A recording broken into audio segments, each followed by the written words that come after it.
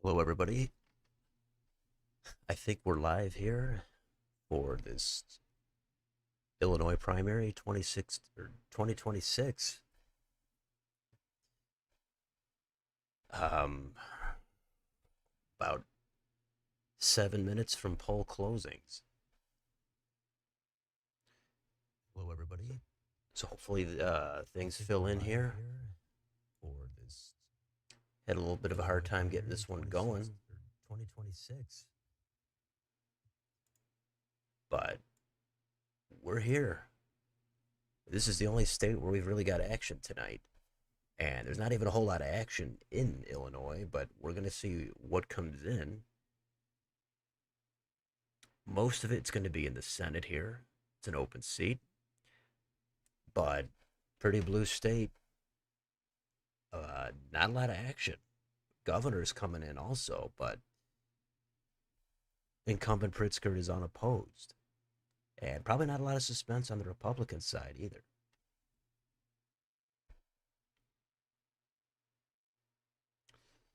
But we're here. Maybe this is a short one. Maybe only an hour. Maybe a couple of hours. We'll see what happens. So, got the tabs ready to go. And hopefully, everybody's having a decent night.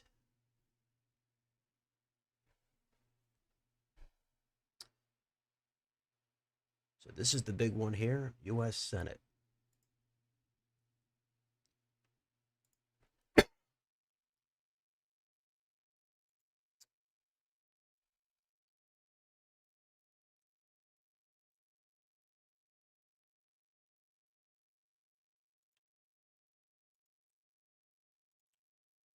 Okay, so here's the race.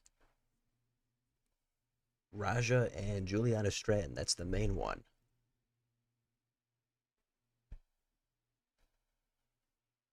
Actually, I should pull up the markets.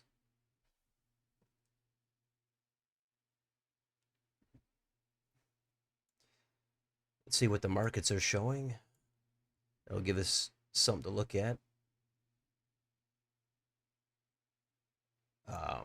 while we wait. So give me just 1 minute.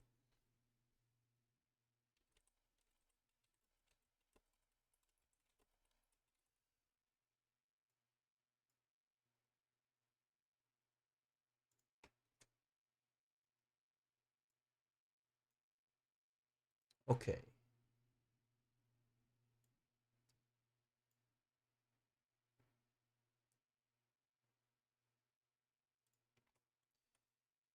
Here we go. Here's the market for this race. A lot of fluctuation over the past 30 days. Look at this thing. It's back and forth. But looks like Raja is in the lead here. But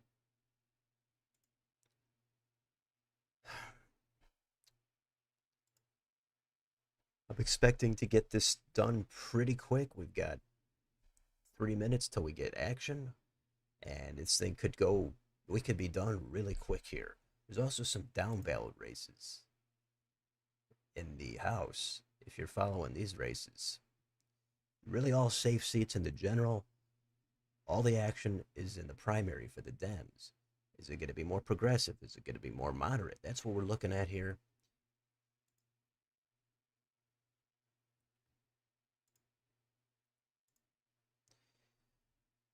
So, welcome aboard to whoever's in here. Let's see. I really didn't put up any notice for this stream. Just kind of got to get it going. I don't think I put out a tweet. I don't think I put out anything. But hopefully, you got a notification if you're subscribed in your feed, whatever.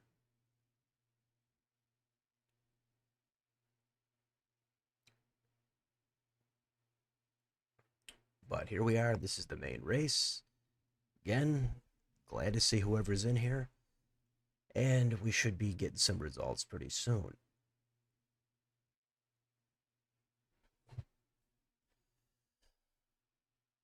One state, just one state this time. Then there's really not any action for a while. So we're doing this stream No idea what's going to happen between now and the next stream, if there is one. So a couple of early states, we had this state, we had Texas, Mississippi, but most of the action comes up a little later on in the year.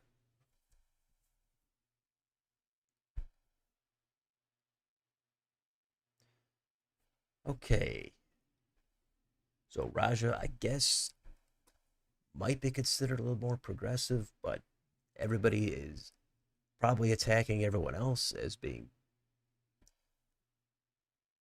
too cozy to Trump or not enough of a resistance to Trump.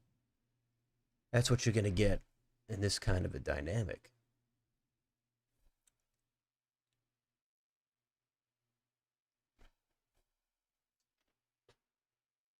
But we'll get some answers soon here. Pretty big race, though. The Senate, not really going to be anything happening in the general. It's going to go toward the Dems. Dick Durbin retiring after a while. So it's an open seat, but there's no way Republicans are going to make this one competitive. Even if Harris was in the White House, I don't think they would really. They'd get it closer, of course. That's how it works. But they're not going to flip this thing or even come close, even in that scenario. It would take a lot at this point.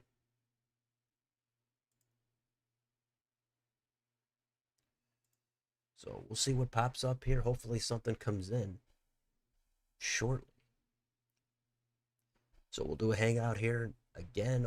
Not a whole lot here. Just one state, only one major race.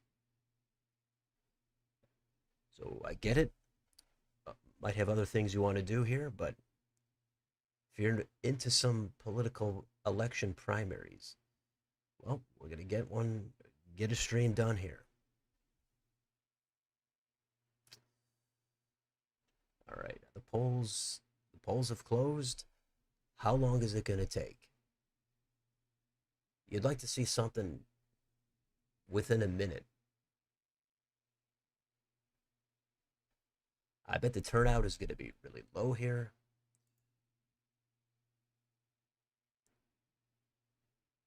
Okay, 4 House contests, one big Senate seat. Again, in the governor's race, Pritzker's unopposed, but a little bit of action on the Republican side.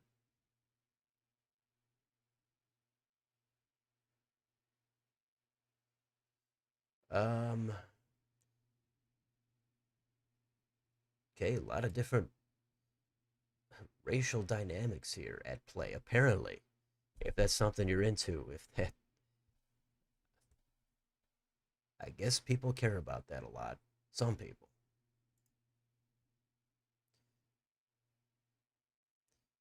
Yeah, there's a lot of this.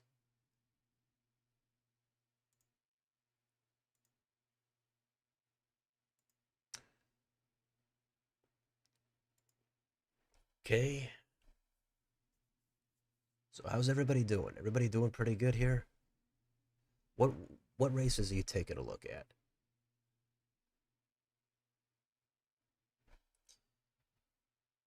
I assume the stream is up and running. I actually got nothing. I assume we're all live and the audio is good, but this could be a real quiet one. I probably should have put out a post or something about the stream, but it didn't happen. Um,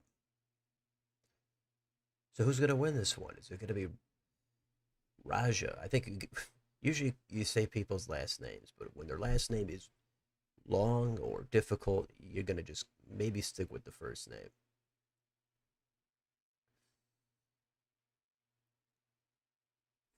But technically, it's a crowded field. Always weird to see tons of names people have never heard of and they have no chance.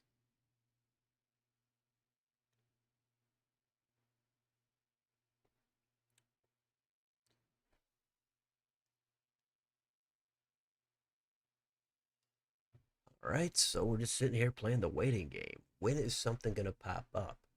Could be any second, could be a while. Hopefully, it's pretty quick unless there's some polling issues, something like that.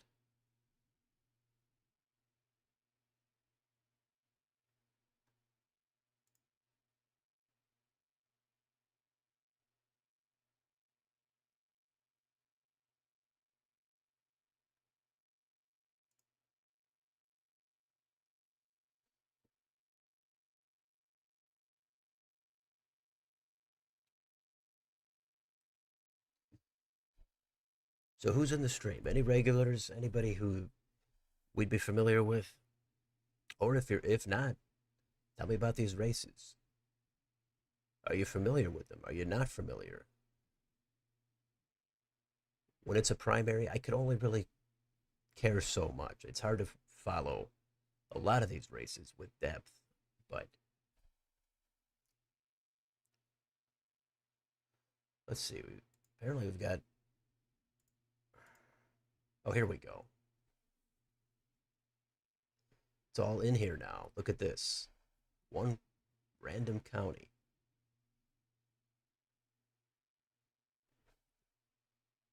And Stratton has a small lead.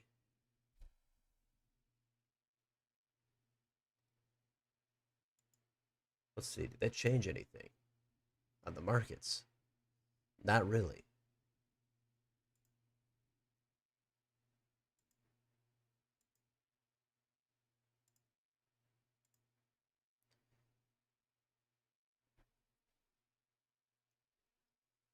Okay, well, I think that's a good sign where we should have more results pouring in here.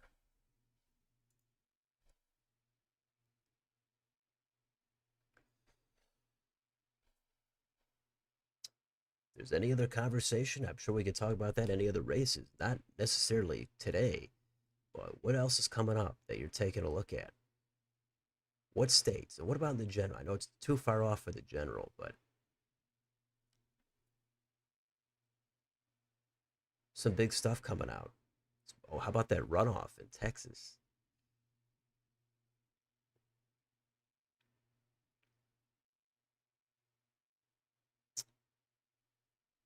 It's going to be a big race.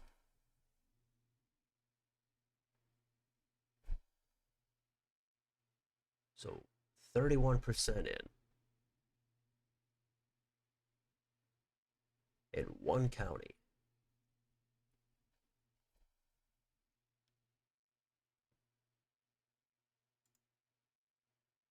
Okay. And the GOP primary for governor. Darren Bailey, who was the nominee last time, 4 years ago, looks like he's going to be headed for a rematch with Pritzker. He lost pretty bad last time, double digits. I think it was 13 points, something like that. 13 or 14, maybe. So apparently there's going to be a rematch. I don't know how it's going to get much better in this environment for Bailey. I guess his name ID would be higher, but I don't know how it's going to really get competitive here. Pritzker going for 3 terms. Maybe he runs for president.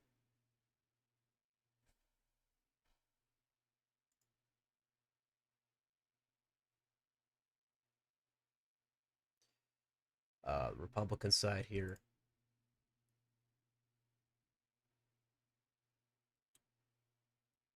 Don Tracy is apparently the front runner, and looks like that's panning out. I don't know if that's going to go anywhere. I don't. It's not going to go anywhere in the general election. So I don't really think it matters here. We've got 1940 votes for the Republicans in this county, and the Dems are at 6,200. So way more. Not that primary turnout really matters because, I mean, the turnout is probably going to be pretty low, like it usually is in a primary.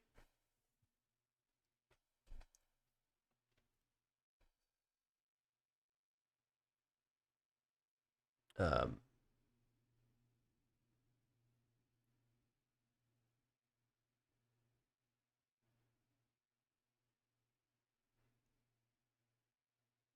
Actually,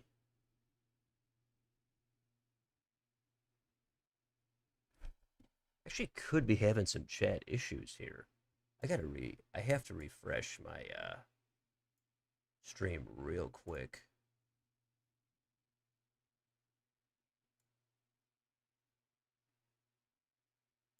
Okay, here we go.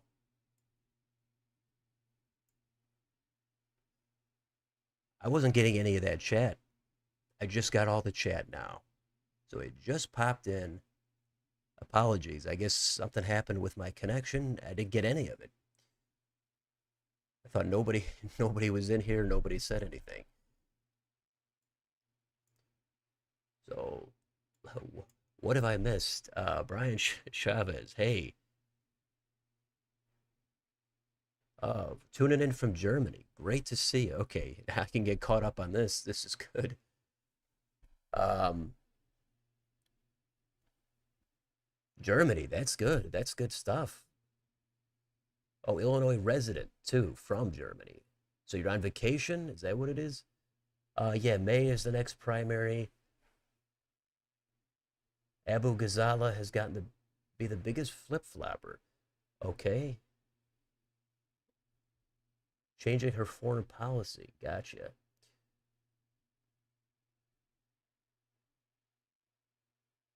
Okay, here we go.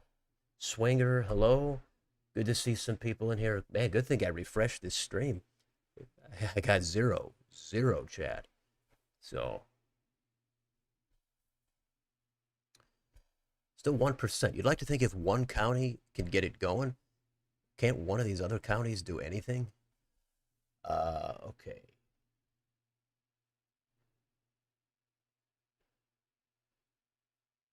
Yeah, how is the prediction market for the Texas runoff? I haven't checked it in a few days. I think everybody's waiting on a Trump endorsement, right? Bernie Sanders, hello? Yeah, why is Bailey running again? That's, hey, I guess he's probably as good as anybody, right? Is anybody really going to take down Pritzker? Probably not. Cornyn has dirt on Paxton just in case. Ooh, that's interesting. I mean, he already got impeached, right? Uh, GOP might be afraid of Tallarico. Probably a little bit, but we'll see.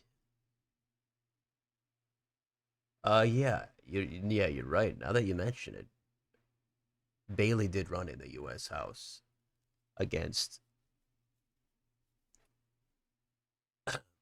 Mike Bost. I think it was very close, right? Wasn't it like less than 1%? It was something like that, and he got it real close, but he didn't knock him out. Yeah, Chitterelli running three times. I say it all the time. States that run the same candidate over and over. I mean, it does work sometimes. It's not like it's never worked. But yeah, Stacey Abrams, you've got Ted Strickland in Ohio, Charlie Crist, of course, Florida. You get people that just run over and over, the perennial candidates.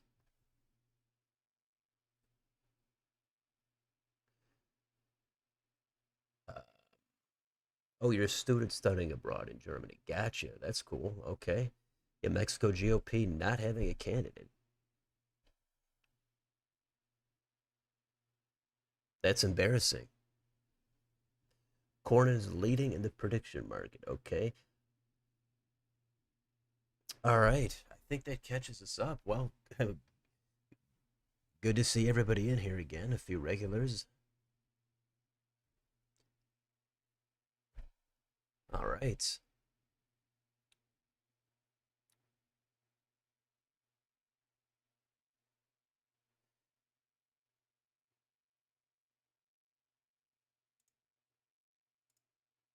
Okay. Tomorrow's the last day either of them can drop out of the runoff. Oh, I didn't actually know that. So they could drop out today, and then there is no runoff. Is the runoff canceled then? Is that what happens? We got more action here. Okay, another county has come in, tied. Let's see if that affected the market at all. Okay. So that, yeah, so if that, would that cancel that Texas primary if somebody dropped out?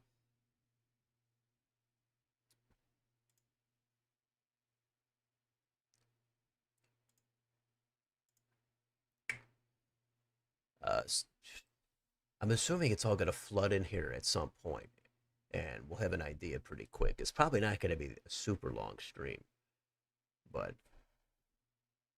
I assume we want to get the bulk of this vote here in Cook County. Let's see. Paxton could retake the lead in the prediction market due to how the talk on X is going. I'm not sure what the talk is. Been I haven't kept up with some of the detail here in the past few weeks on some of these races.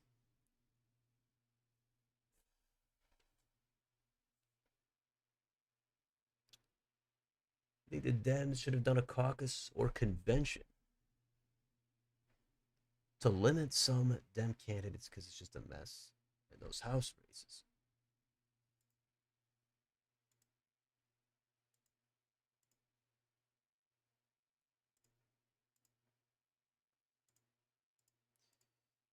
Uh, yeah, some of these have just tons and tons and tons.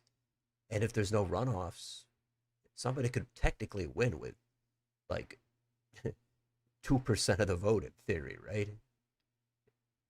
And I don't know who would want that. I think we got to have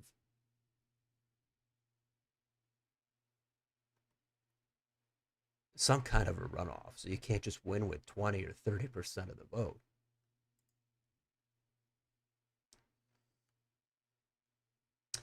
Which county is going to pop next?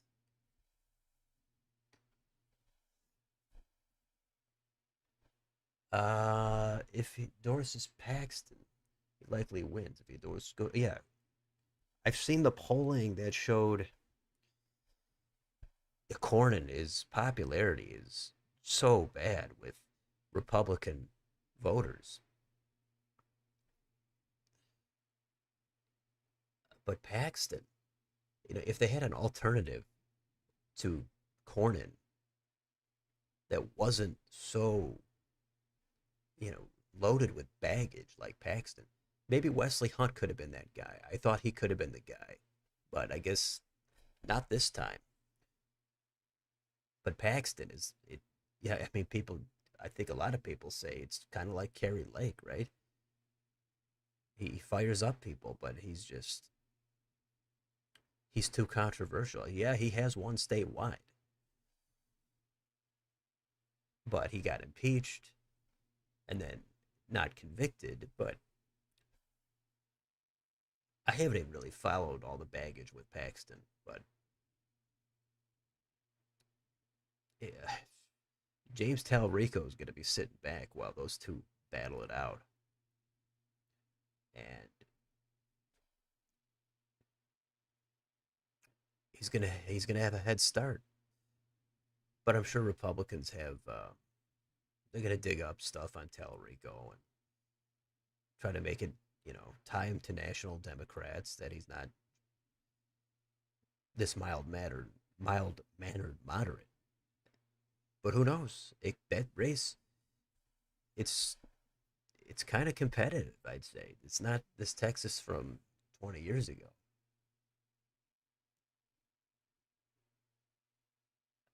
Did you hear Jasmine Crockett's bodyguard killed in SWAT standoff? I did hear. I saw the headline. I did not read anything about it. I saw that happened, something like that happened, but I didn't get the details. Um, was that unrelated to Crockett, or was it was she nearby at the time, or had nothing to do with her? This was like off the clock kind of a thing.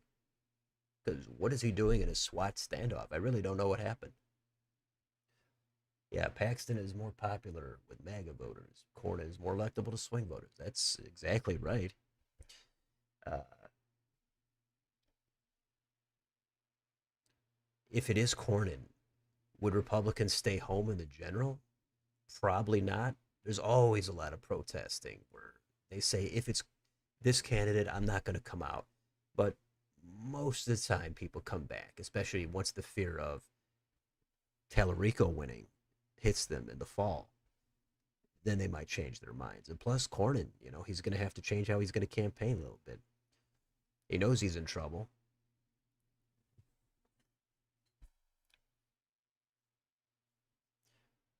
Let's see. We got Mark Robinson. How about Mark Robinson? What's he up to? He had an announcement. Uh, okay, we don't know what it is. You hope he doesn't replace Joe Kent with Robinson. I did see Kent is stepping down because of the Iran stuff. I'm not even. I forgot what Kent's position even was. It was a little bit lower profile. Okay, here we go. Big boost there for Raja. We've got another 48% in here. 3 counties in. I'm assuming that's going to help the market here a ton. 50. Oh, actually, Stratton is in the lead. So what happened here with that big dump for Raja? Stratton takes the lead.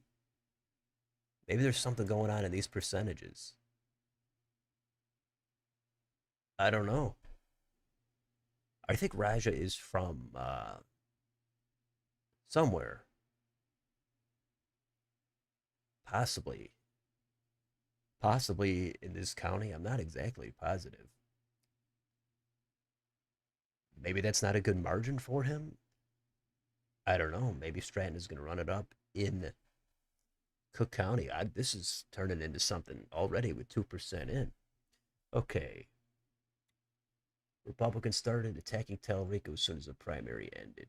Yeah, I heard they dug up a couple of old clips or something, and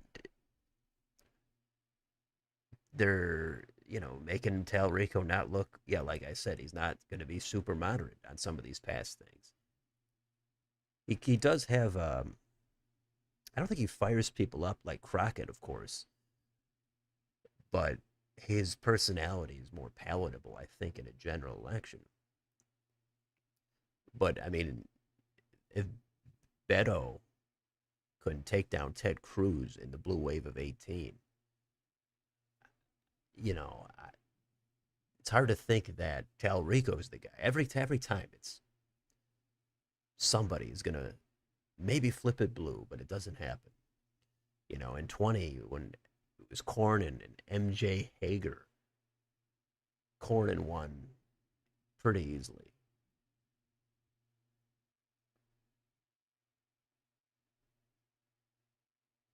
This is probably Cornyn's last race anyway. I mean, in another 6 years, he's going to be almost. He's going to be like 80. That'd be tough to think he's going to run again. The reason Cornyn won the first round instead of Paxton because of Wesley Hunt. Yeah, yeah. Hunt didn't do a whole lot.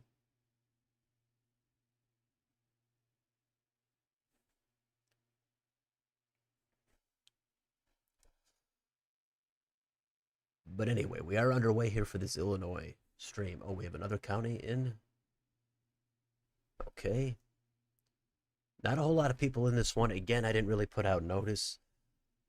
I mean, I'm sure people have probably 2 or 3 streams going.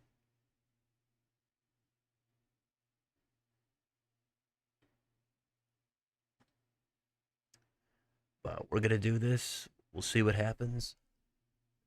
We've got to check on the markets. This is one we're going to check. And now Raja back in the lead, barely. This is volatile.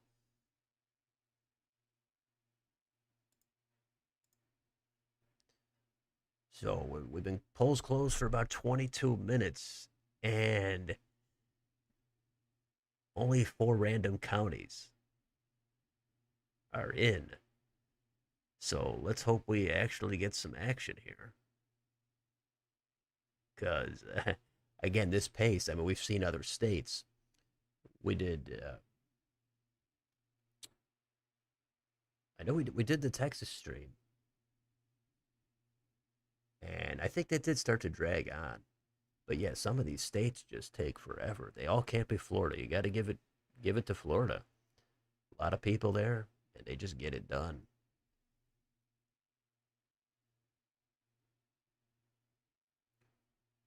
But if it's going to take this pace, this is going to go on for hours. This is totally unsatisfying. But I'm assuming we're going to get a lot coming in at some point. Uh, yeah, corn is 76 now. Is he? I thought he was 74 this year. Am I wrong? But yeah, that he's up there for wanting another 6 year term. Yeah, Hunt coming back in the future. Yeah, I don't think we've seen the last of Hunt. I guess I would think he's gonna make another run.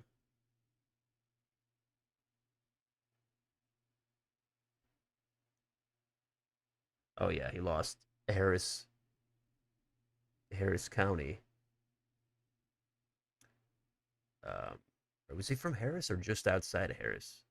I think he was from outside of Houston, but in Harris. Well, either way, recent Texas primary runoff poll: Paxton leads among Wesley Hunt voters. I think I saw that.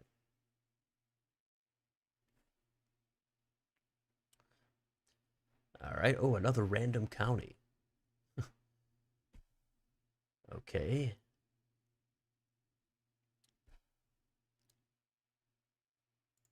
Let's see. Does it change the market at all? Not really.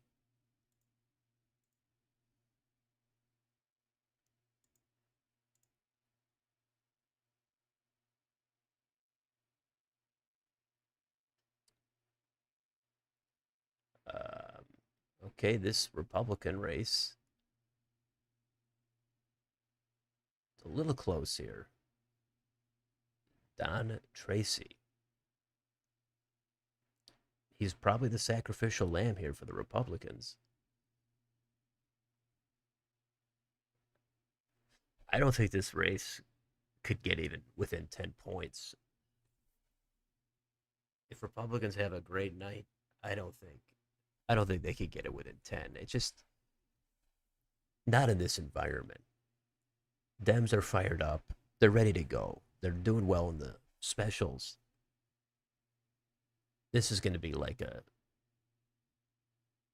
probably a 15-point race. Could be a little more. Could be 18 points. I don't know. Maybe it gets down to 13, but how it can't get much lower than that, I don't think. Maybe some scandal comes out. It's possible.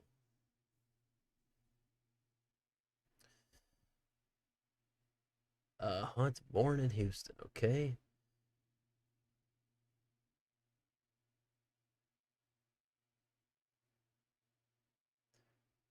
Okay, the comptroller race. I'm not sure where those candidates are from, but nice to see you in here. Hunt is 44. Gotcha.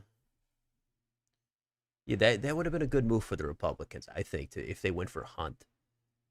Here we go. What do we got? Cook County. Look at that. It's close. This is where all the people are. But yeah, I thought Hunt. This was a great time for Republicans to get rid of Cornyn because they didn't want Cornyn. Go in a younger direction. Take on somebody like Talarico with somebody younger, new energy, and somebody that's not Cornyn. I thought that would have been the right time to do it. I didn't think, yeah, Paxton. He's just, I don't know, Paxton. They could have went with anybody, but Paxton, he's just not. I don't know, in this environment, it makes it risky. Because if the Texas seat is in play, then Republicans have already lost the Senate. That's just how it's going to work. I mean, if they're going to have to defend the Texas seat like in 18, well then they've already lost North Carolina and Maine for sure, and easily could be losing Ohio or Iowa.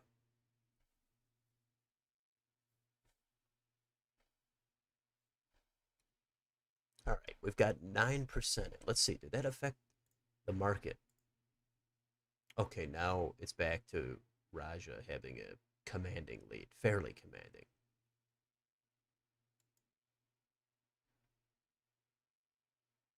Oh, Darren Bailey's not in the lead anymore here. Interesting. However, I do think Bailey is from the southern part of the state, so I would assume he would do way better down there. We'll see if that turns into anything.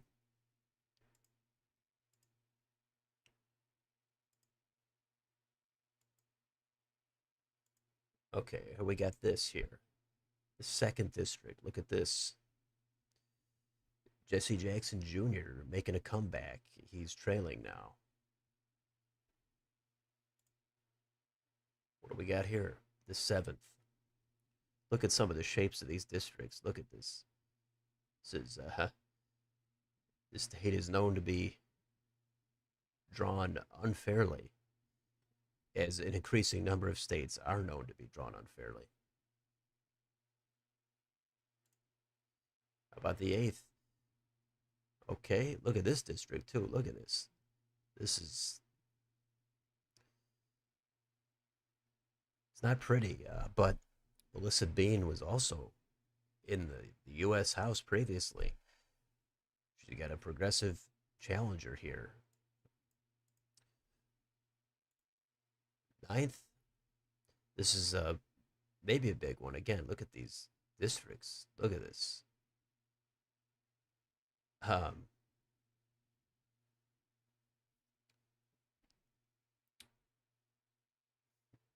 the most progressive cat here, third place.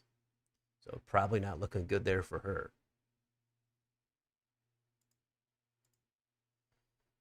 Okay.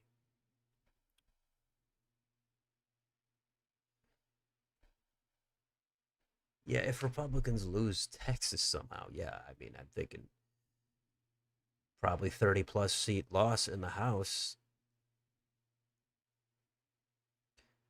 I mean, it's it's not looking good there at all. But I mean, I say this every time. What do people really want in politics? Do they want to be in power, but then lose power because they're in power? Or do they want to be the party that is coming back, that has the momentum, that regains power? Because once you get power, you're likely to lose it within the next 2 to 4 years.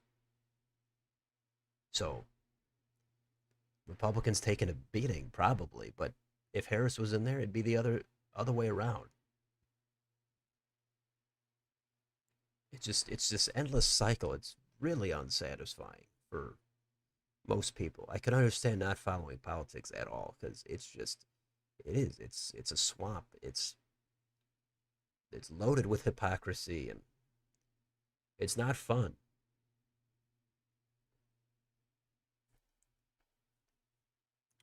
Well, we've got 9% of the vote in.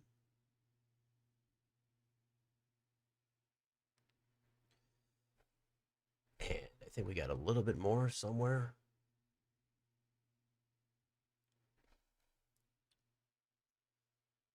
Uh,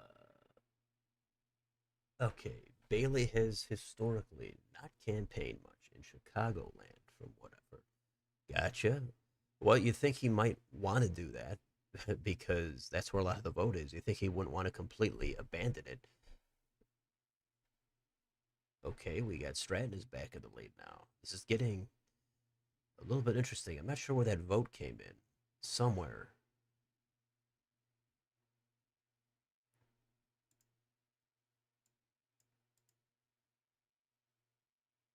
Let's see. Basically tied here. Let's do the markets. Wow, this is going real back and forth. I gotta move this closer. Oh, here we go. We've got some more counties popping up.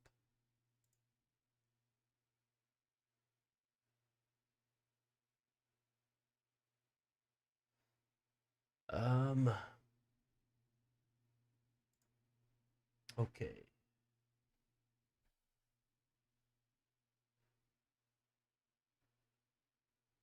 After Texas primary, some tweets from Talrico. He tweeted in 21-22 resurfaced. Yeah, I was mentioning that. They're pretty much identity politics tweets, but you hope Talrico has changed. Yeah, I did. I heard stuff like that. I did, and that that happens with a lot of Democrats, and some people think that's great. I think that's the weakness for the Dems. A Democrat that comes out against identity politics, or however you want to define it. Of course, there's some interpretation there. I think they would have a much stronger chance. And just like if a Republican came out with some support for certain social programs and certain different taxes, progressive taxes, that kind of thing, healthcare is the big thing, they would do better. It's not good enough just to downplay some of this stuff. If a Democrat comes in and just says, I don't want to talk about identity, that's not good enough. That's useless. You got to come in and say, no, no, no. I'm a Democrat on this issue and this issue, but not on that issue. But we're never going to get that, at least not anytime soon. Let's see. Hey, you lurked the last two streams. Wanted to say hi. That well, hey, very much craft. Good to see you. How come you finally chose right now to send a message? What was it? You could have kept lurking forever, right? So why did you choose right now to come out? Either way, it's good stuff. But maybe you're gonna go back to lurking. I understand. Could Democrats win a similar 2008 margin? As we got more vote here. Let's see. Could Democrats win a similar 2008 margin just without Obama? Because Iran is at question. If it'll end up like Iraq, and Iraq kind of hurt Bush in '08. You mean nationally? Probably close to that if everything panned out. Because, yeah, this Iraq thing doesn't look like it's good for the Republicans. But again, the election isn't next week. If it was next week, then it looks a lot more likely. But right now, I don't know. It's going to be a slow build to that. But the 2008 Obama thing, that might be a little bit of a high bar. One down from that, possibly. But one down from that would be a great night for the Dems.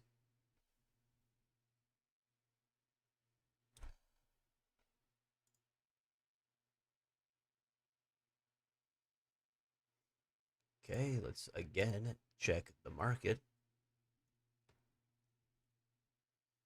This is actually something to follow here. Looks completely like a nail biter. I'm not sure what these margins mean in all these counties, but the people putting their money down, they might know a little bit more.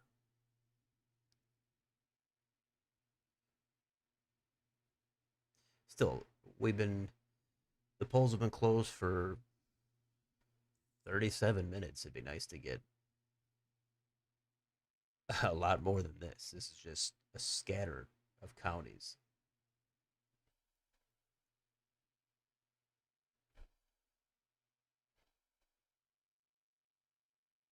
Okay. You're not a big fan of Bailey. He doesn't campaign well. He lost to Pritzker horribly, and even during this cycle, he doesn't take any position other than Pritzker sucks. Hmm. Well, I mean, you'd like to think that somebody going for a second run, they would do something different, right? They already been through it. They can't just do the same thing against the same opposition. But I know a lot of people do just say that whoever's running their state is garbage. Uh, but maybe that's why having he's not dominating this race right now.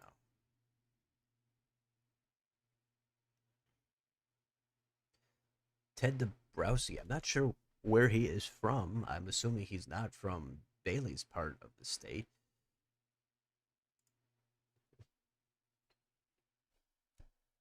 But again, I haven't really looked way into some of these races, or most of them actually.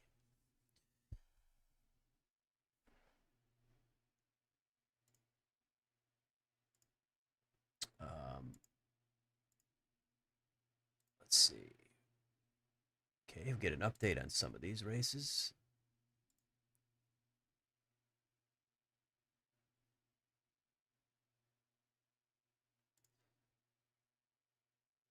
Okay, it's getting a little bit tighter here in some of these, but we got 65% of the vote in.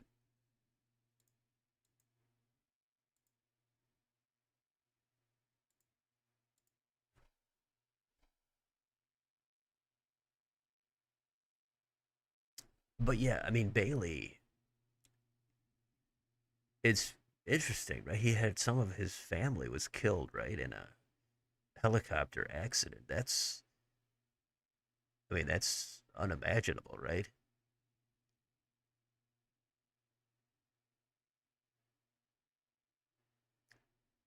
But he's back out there. I don't know how much he's even talking about. Is he even talking about that? If you're following that race, does he bring it up once in a while? 30% of the vote in.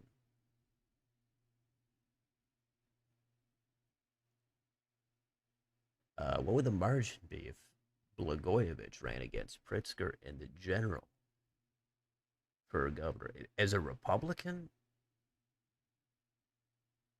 or as an independent? And just a head to head, a horse race. Pritzker, Blagojevich, former governor. I'm assuming he'd run it. We'll just say he's a Republican running against Pritzker. That would be fascinating. I have really no idea. I'm assuming it'd probably be similar. I think people probably done with Blagojevich. You know, he went to jail. That's all. He's old news, right? Even though he's kind of cozied up to the Trump side. I don't know. I'm assuming he wouldn't really ultimately change the map too much. But again, that's just a real quick answer. What do you think? You think it would be any different? You think it would be like a close race, or do you think it would be even worse for Blagojevich? I think Blagojevich would, yeah, he'd cobble together some coalition. He'd get, yeah, I'm assuming if he's actually running as a Republican, he'd get a lot of the Republicans. But again, this is a kind of a blue leaning state. I don't think he'd get that many former Democrats. He'd get some. He'd have some fan base, but man, he's so tainted, and I don't think he would do a whole lot against Pritzker. I would still assume it would probably be like a 15-point margin, but you know, maybe I've got it all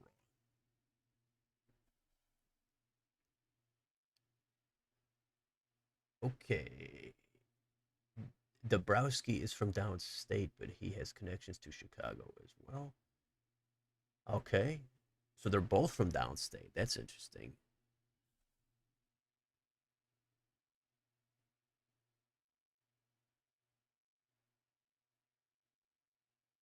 Yeah, Bailey, huge family trauma a few months ago. Yeah, I don't know why. How does he back out here campaigning? I mean, maybe this is how he's dealing with it, and it's really tough for him because I would think he's thinking about that all the time. But that's a lot to do to run a campaign right after you lost Some of your family. Did anybody survive that accident, or it was just? And where did that take place? Was that in a different state? I'm not. I guess it doesn't really matter at this point.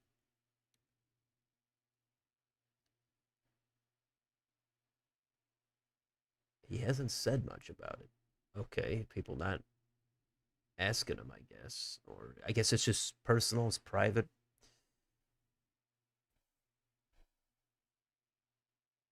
Okay, let's see about the market again. Now it's Stratton who is at 90 cents. So it looks like everything's settled, and it's actually going to be Stratton, who is the lieutenant governor.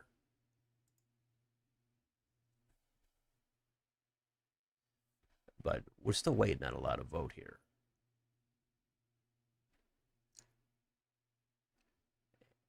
And there's 55% in here. We got to,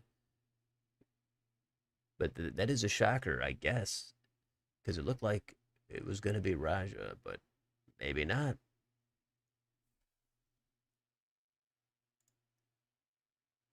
Okay, we've got a little bit more here, only 14% in.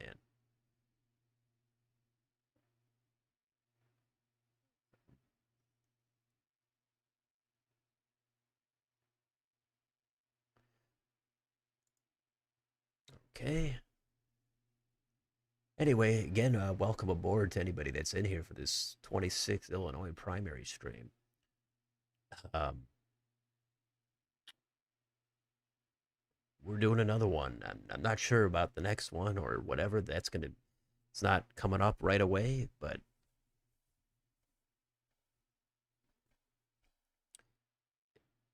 this one is in. Just a lot of action behind the scenes. So I can never know what's going to happen next with the channel. So, but here we are.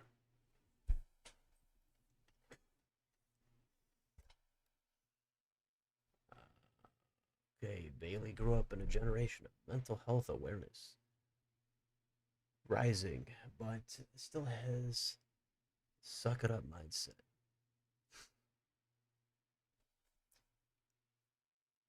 Yeah, I wouldn't want to. I mean, you can't imagine. I'm sure he couldn't imagine that either before it happened. I mean, I wouldn't want to think about that kind of a tragedy.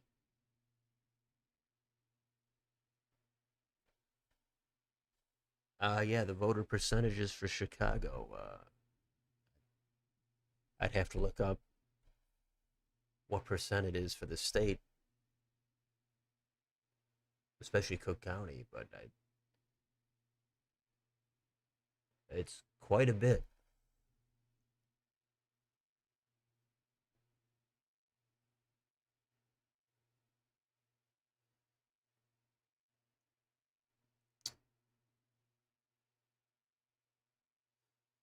Okay, it's kind of slowed down a little now. We've got more than a third of the vote in, but it's still just all over the place.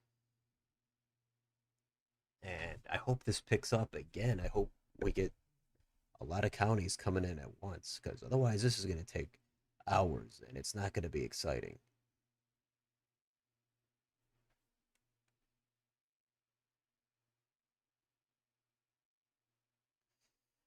Well, we've got 14 people in here.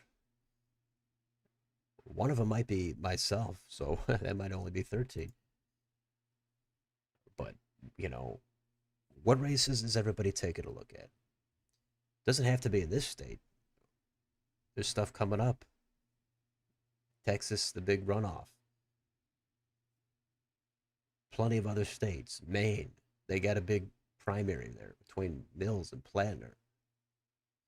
Georgia, Republicans, they've got to figure out who they're going to nominate.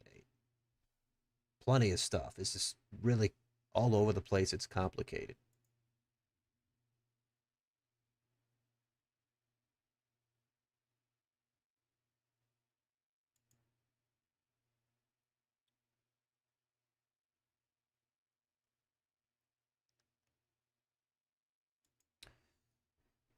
but we'll see what happens. Midterm year, been doing this channel 4 years now. Did the 4 year anniversary a couple of weeks ago. So been covering everything in politics since the last 4 years.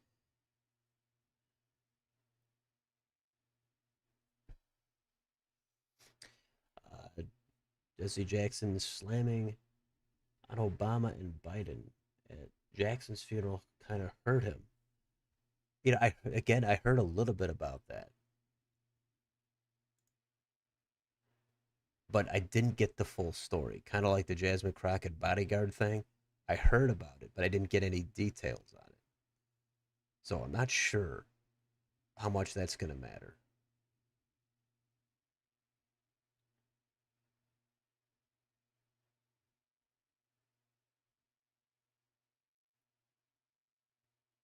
California primary. Yeah, I'm not even sure when that is off the top of my head, but there's going to be way too many weird races. I can't even keep track of probably half of them. Just be focused on the governor's race. That's going to be the big one, that top two primary.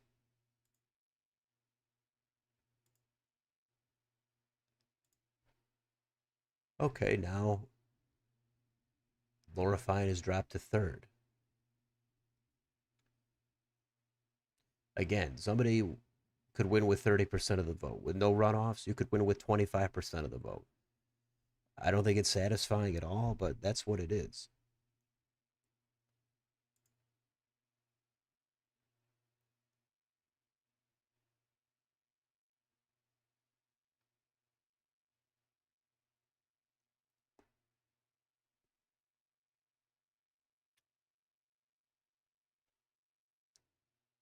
Okay, California, it's in May, all right? What thoughts on TPUSA having their own halftime show? Do them being mad at Bad Bunny? Yeah,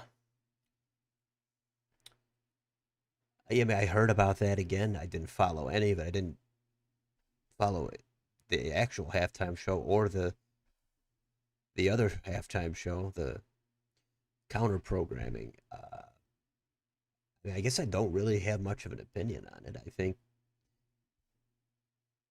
you know if the regular halftime show is viewed as just too politically charged for one side, then the other side is going to feel alienated, and eventually they might try to have their own thing, and then of course their own thing might be probably too far in the other direction.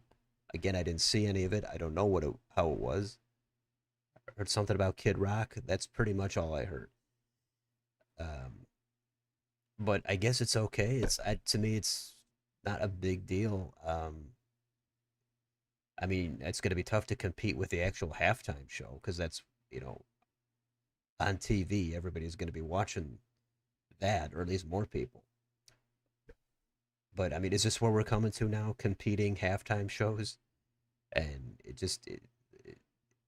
doesn't really matter. But there is a concern for just a bifurcation of everything, where everybody wants their own separate, segregated type of space, and sometimes it doesn't really matter. Yeah, like a competing halftime show, whatever. That has no real impact. That's just an entertainment thing. But if you keep going with it, and spaces that are dominated by each side, if the minority political identity feels alienated enough, and they're going to keep creating their own spaces, yeah, that could, if you take it to an extreme, that could be concerning in the future. We have started to see some of that over the past 5+ years, where different stores have shown different political allegiances, and people tried to boycott them. And there's a whole bunch of stuff during COVID. It's crazy.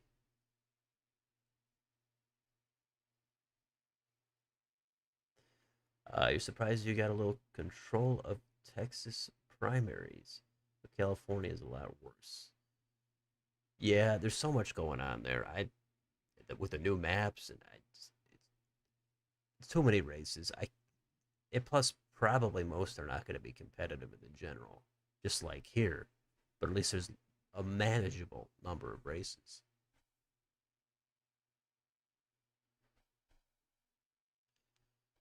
Uh, Talarico isn't winning over Corn and Paxton, maybe. I mean, yeah, that seems probably right, but I don't know. I mean, it's just too far off.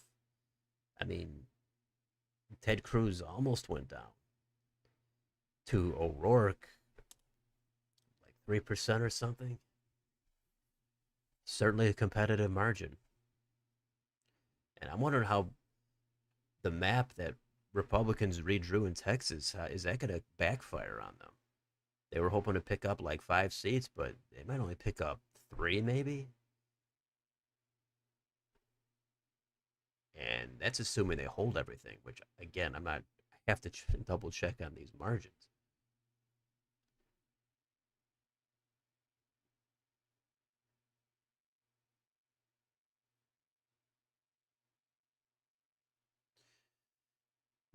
Okay, you saw a report on NBC. They spent 38 million on House races in Illinois primaries. That's combined, right? Well, yeah, I guess it's a lot, but actually, I'm not even sure what a lot is anymore. It seems like, every time we always hear that this is the most expensive race until the next one, pretty much. So I don't know how much is really a lot anymore. I mean, it's all so much money, but relatively speaking, I'm not sure if 38 is way above the previous total. Most recent poll, Rico beats both Corden and Paxton. Yeah, I did. I think I saw that. I think it was like last week. And nobody, I mean, Rico was not at 50% or anything, but I think I saw that. And yeah, what can you say? Hey, it could hold, but probably not to that extent. It's too far off. Everybody loves polls when their side is ahead, and they, of course, going to rationalize when they're not.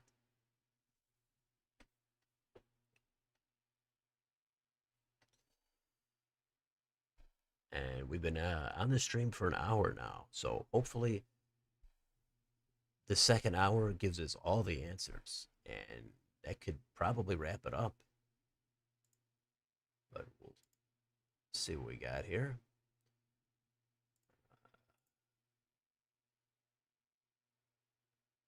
So it looks like Stratton is going to be the nominee, according to the markets.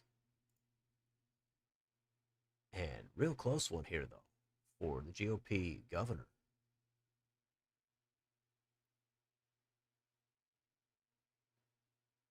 Uh, Dabrowski getting a couple counties.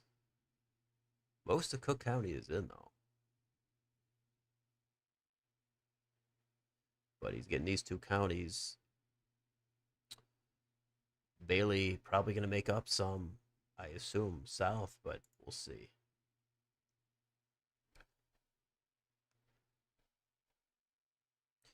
But again, this is all going to be forgotten about for November. Nobody's going to care about who got in second place or how close the primary was. It's not going to matter. It can't matter. It's going to matter right now. That's about it.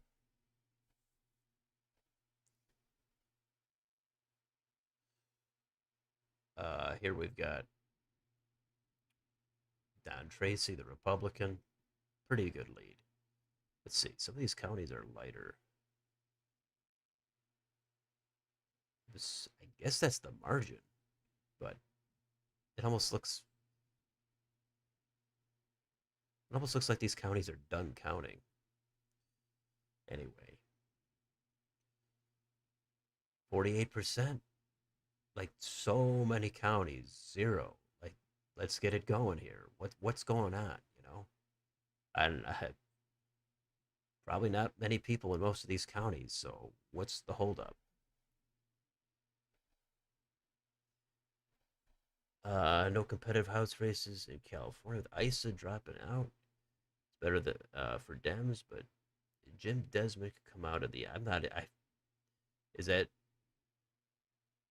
not even familiar with that candidate, so I couldn't tell you on that one. But yeah, Issa dropping out. He came back for what, a few years after he already was out. Now he's out again. It's just it. The Republicans are going to have to regroup. They were riding high after Trump won in 24. They just probably felt this invincible feeling, and that's what happens, right? We were talking about Obama before in '08. Dems, they were riding super high, right? But what happened 2 years later? Total blowout, total red wave in 2010. This is what happens.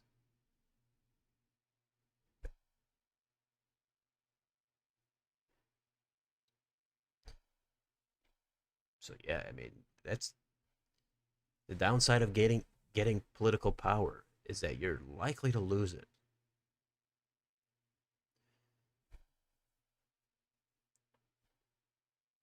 Governor of Rhode Island might lose his primary.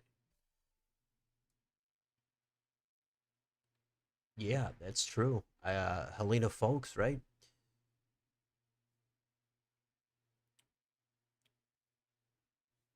I think McKee is likely to lose to her because he's terribly unpopular. But he was unpopular last time and he pulled it out. I think that was a three-way primary.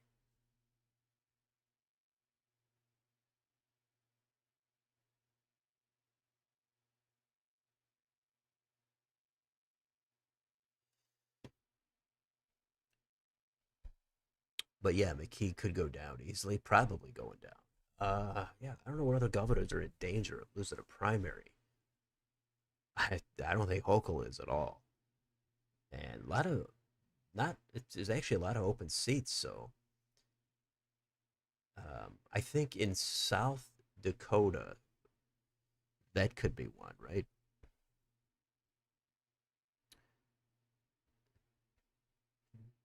Dusty Johnson could be taking down Larry Roden, who took over after Christy Nome, right? I think I've got that right, but that's another one.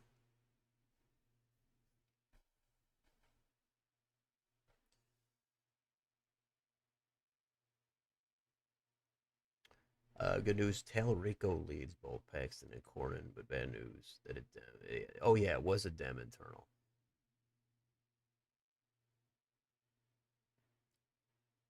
How about that Ohio poll that showed like a 10-point race for Amy Acton? I think that was a Dem backed poll as well, but a 10-point race for Amy Acton. She might have been, I think she was over 50 too, right? With a 10-point spread, I think she was. But, and of course, that's one where Dems are like, hey, if it's this bad on an, if it's this bad on a Dem backed poll, then it's got to be kind of bad on a neutral poll.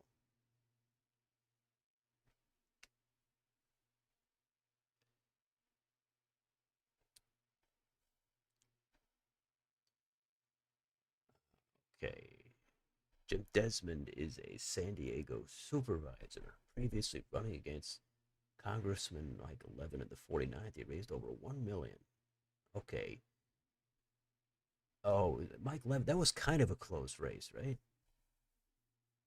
Or was it super close or kind of close? Was that the Carl DeMaio seat? Or was the DeMaio, did he run, was that a different, I can't remember who DeMaio ran again. Maybe it was Levin. Maybe I'm getting it confused. So many House races in California, it's hard to track them all. Vermont Governor might go blue if Phil Scott decides not to run. Probably will. Yeah, I'm going to actually have a poll about Phil Scott running coming up. I want to know, do people think he's going to run again? I mean, yeah, it's only 2 year terms, but he's been in there 10 years.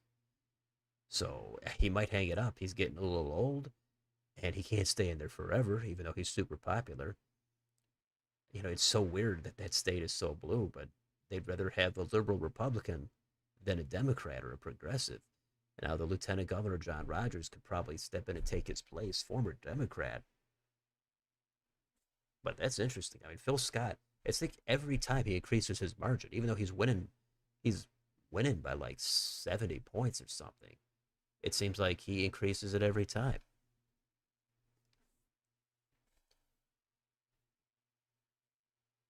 Could Dems win 5 out of the 8 House seats in Minnesota? Uh, I suppose they could in a good year. Probably in a real good year, they could maybe even win 6. But it has to be a moderate blue wave. If it's just a little bit of a blue wave, I should probably hold 4-4. But yeah, that's something to take a look at. When you're looking at a wave, you're going to have to look into those little bit of a second or third tier races to see if they come onto the map. And in Minnesota, they're not all for dark blues or dark red seats. I think the Brad Finstad seat, southeast Minnesota, that one might be the more competitive one, but I'd have to double check. I know even in a red wave, Republicans they could theoretically pick up a seat there, the Angie Craig seat, the second district, but they were unable to do it. That looks like that's not going to happen at this point. And Dems might be trying to look at redrawing that map. Excuse me, redrawing that map if they have an opportunity to do so. They'd have to go through a whole process or whatever. Okay, we're above 51% now.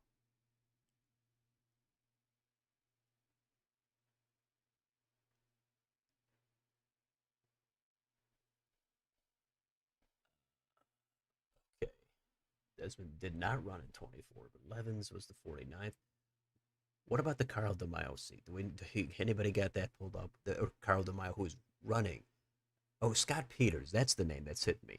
I think it was DeMaio against Scott Peters. That's what I think it was. And it was really close. Didn't happen. Okay. Stratton is the James Talrico of this primary. In terms of more electable in the general. Qantas also put out an Ohio poll, showed Acton up by 1 and Brown down. I saw that too. I did glance at that. Maybe I'll cover that real quick in a video, but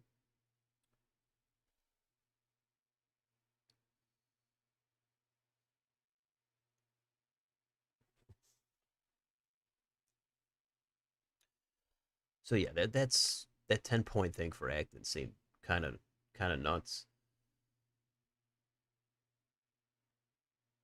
Phil Scott will run. He's wildly popular. Only 67. I guess in politics, 67, not that old. Conservative judge on the Wisconsin Supreme Court keep announcing their retirement. Yeah, I saw that. I did see that. And yeah, Republicans had ideological control of the court there for a little while, but now it looks like they're not getting that back anytime soon.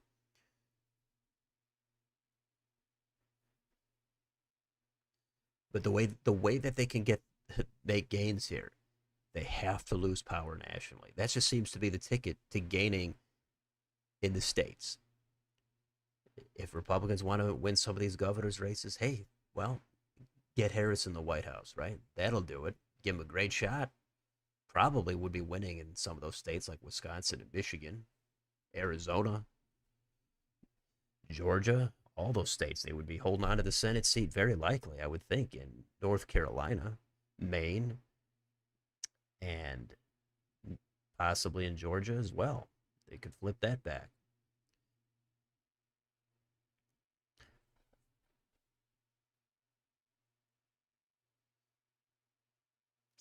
Uh,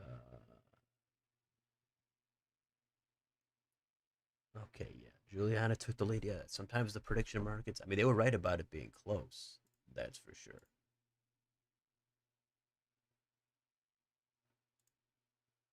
Darren Bailey is only 18% of the vote in. That's pretty unsatisfying, but I'm not sure where more vote came in. But Bailey is really winning overwhelming in some of these counties, but not a lot of people in them.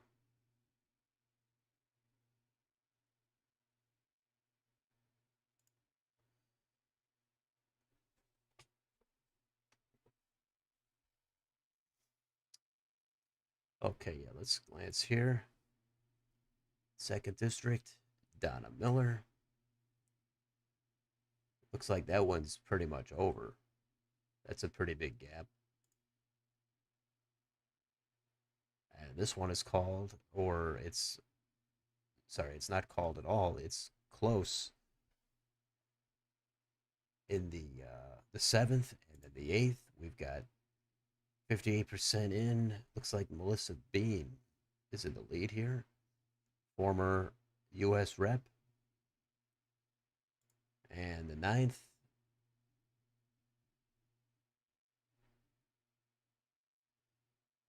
tons of candidates here.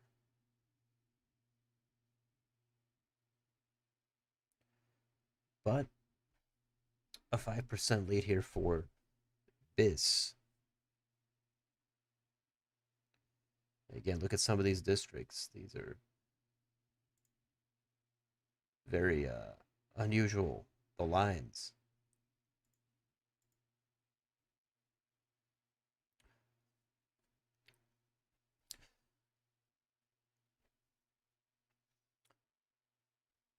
Okay, thoughts on the Virginia redistricting question?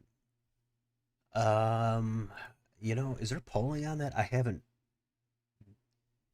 gotten any hard data on it, but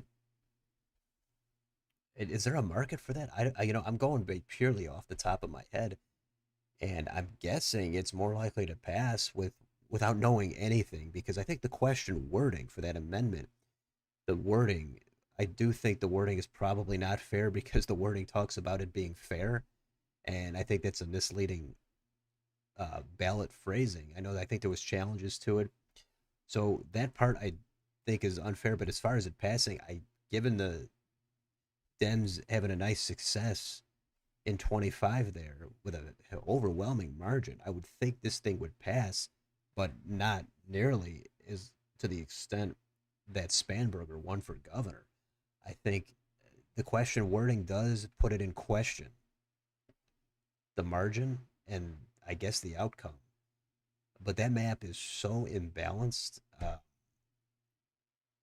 I would think even a lot of Democrats would say, this is probably going to be too far. The more moderate Democrats, all Republicans are going to be opposed, most independents, some Democrats. I would think if they just were voting on a 9-1 or a 10-1, sorry, map, that wouldn't pass. It's just too extreme. But the way it's worded, that certainly could pass. But again, I haven't looked into it.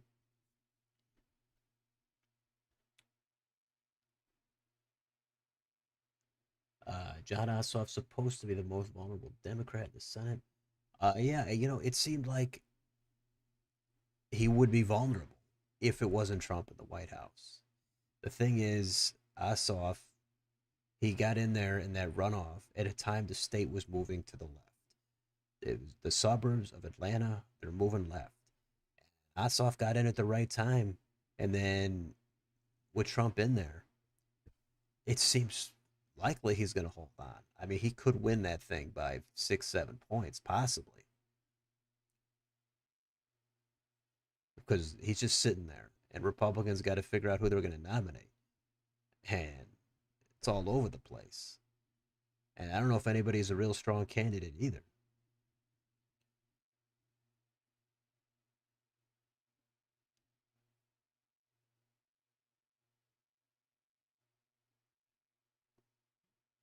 Okay, Carl DeMaio ran in 14 and 20.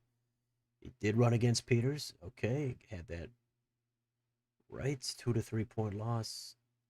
Oh, he ran against Isa. Okay, that's interesting. So he lost bad to Isa, but I guess he was an incumbent Isa at the time. You hate Nikki in IL-13.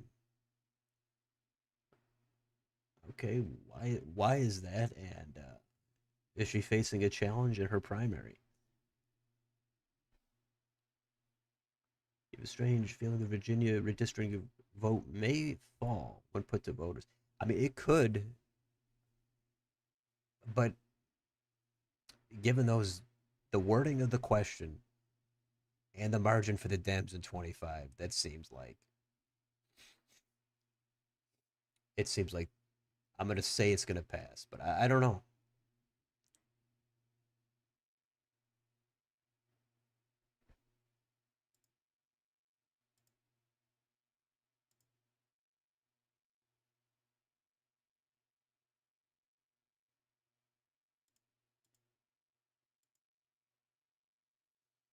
Only 20% in here. I really wish they'd pick this up.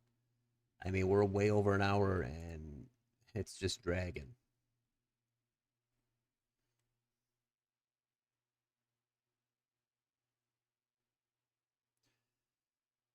So what have we got? We got 17 people in here. Well, hello to all 16 or 17 people in here. And nice to see you dropping by for another live stream here, just for one state and one major race here. The Dem side of the U.S. Senate seat that is being vacated by retiring Dick Durbin. And it looks like Juliana Stratton, the lieutenant governor, is holding a lead here over U.S. Rep. Raja Krishnamurthy and Robin Kelly.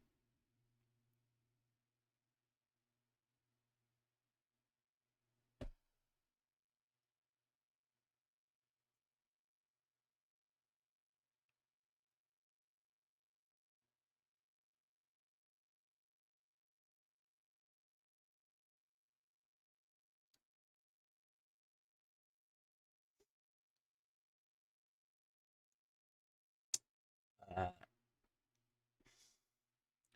if Dems win the Senate in North Carolina, that'd be an amazing achievement. They haven't won statewide federal since 2008. Well, I mean, yeah, that wasn't like 50 years ago. That was the Kay Hagan win, right? She took down Elizabeth Dole, I think, right? And I mean, North Carolina, it's considered a swing state, but yeah, federally, it does have that tilt red.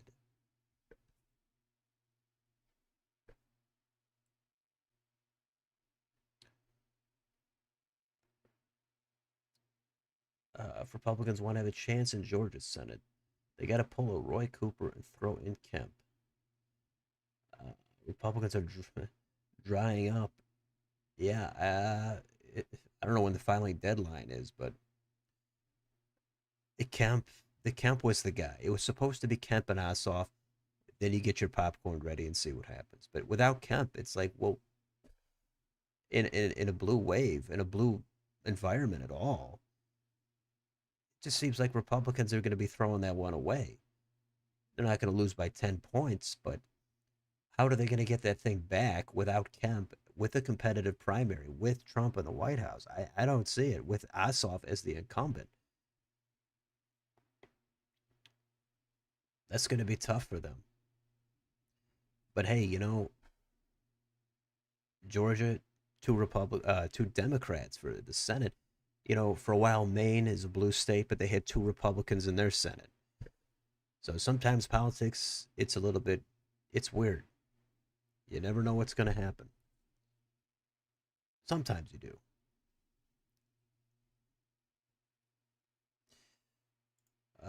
Okay, 22%.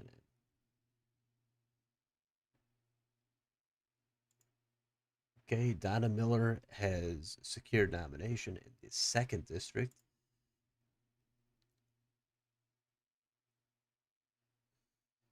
Um,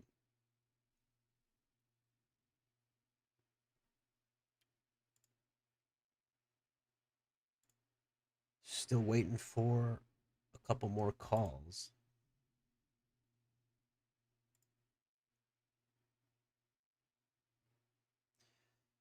Let's see. Oh, here's what we were talking about. Budzinski. Yeah, not much competition there.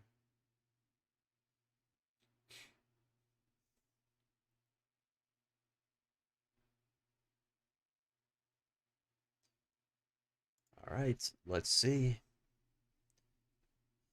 It'd be nice to see a runoff here, I guess, between Stratton and Raja, but I guess we're not going to get that.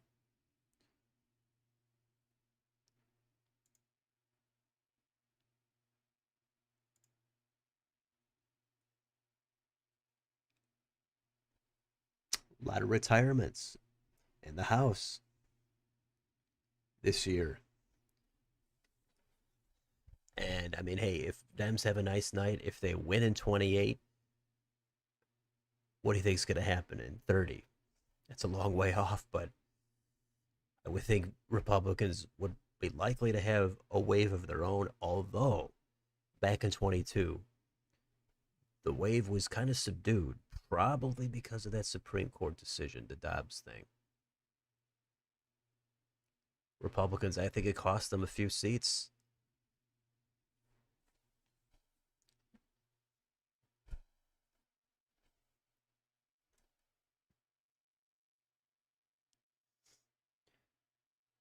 Uh, New Hampshire, they tried to get Chris Sununu, but instead got the brother, hoping John could be like Chris. That doesn't seem to be getting him. Yeah, I know. That's another one. Yeah. Sununu or Sununu. He was supposed to be the guy, too. And Republicans missing these good opportunities for popular governors. You know, it doesn't always pan out. Again, remember Steve Bullock in Montana? He was popular. He was the sitting governor. He got in at the last minute, and he lost by 10 points to Steve Daines.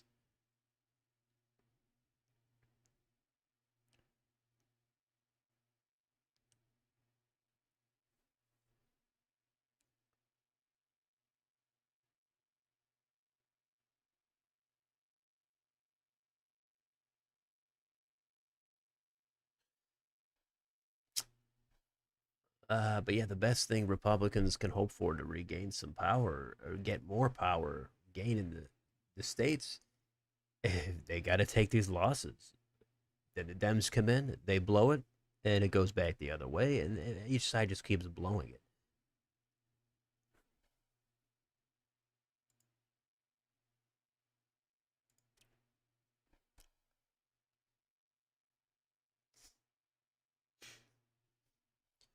So this is not all that exciting, honestly. This is a real slow count, and there's not a whole lot of races to watch.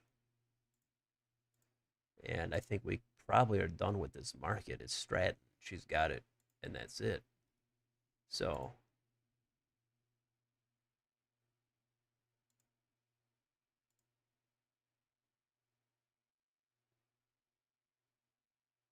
um,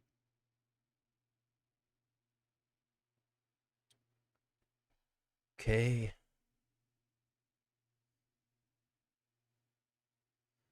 Donna Miller beats Jesse Jackson Jr.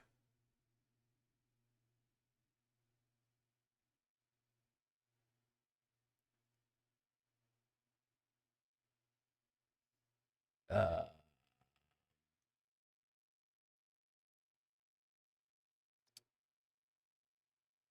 okay, a lot of tension.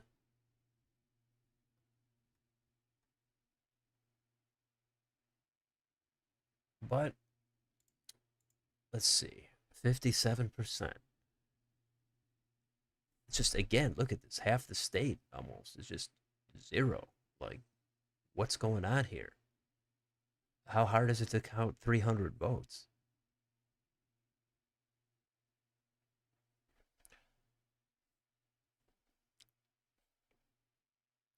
In these early primaries, I never really got that. The March stuff, Texas, Illinois. I thought I heard, did I hear Michigan maybe moving their primaries up? Something like that. I'm not sure, but maybe somebody heard about that. You see Republicans struggling when Trump leaves office because Trump, he's like a guide or someone to direct them. After Trump, yeah, Republicans could have no direction. Yeah, I mean, that's kind of true. I'd say it is, but somebody is bound to fill the void at some point. And not to the extent of Trump, but I mean, after Obama, the Dems didn't have that dominant figure, but didn't mean they couldn't win some races. So yeah, I mean, Trump's kind of a one of a kind figure. Um, I mean, he'll still be around unless he's, you know, dies before or shortly after. But and then who knows about Vance, Rubio, Republicans. I mean, they got a bench. Dems, I guess I don't know what kind of a bench the Dems really have. I mean, they got some names we've been hearing about for years, but I think a lot of voters, probably half the voters, I would say, are just, or even the non-voters, they don't really care about. They don't really like both sides. They have a lot of disdain for both sides, and they know it's going to be bad in one direction or another, regardless of who's in there. And a lot of those people are going to come out and end up voting for one side or the other, but they're not thrilled about it at all. And there's a lot to just, again, hate about both sides. There's a lot to cause you to have apathy or withdraw.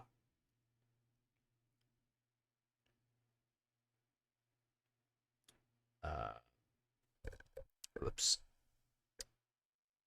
You think some Republicans are already trying to distance from Trump to prepare for when he's not around, especially Vance?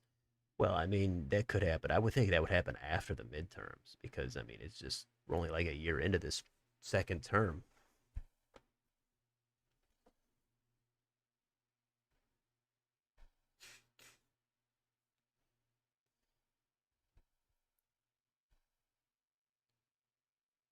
And yeah, I don't know. It's interesting.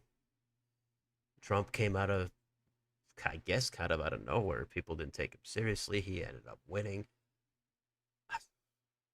Politics, who could have predicted this, 15 years ago?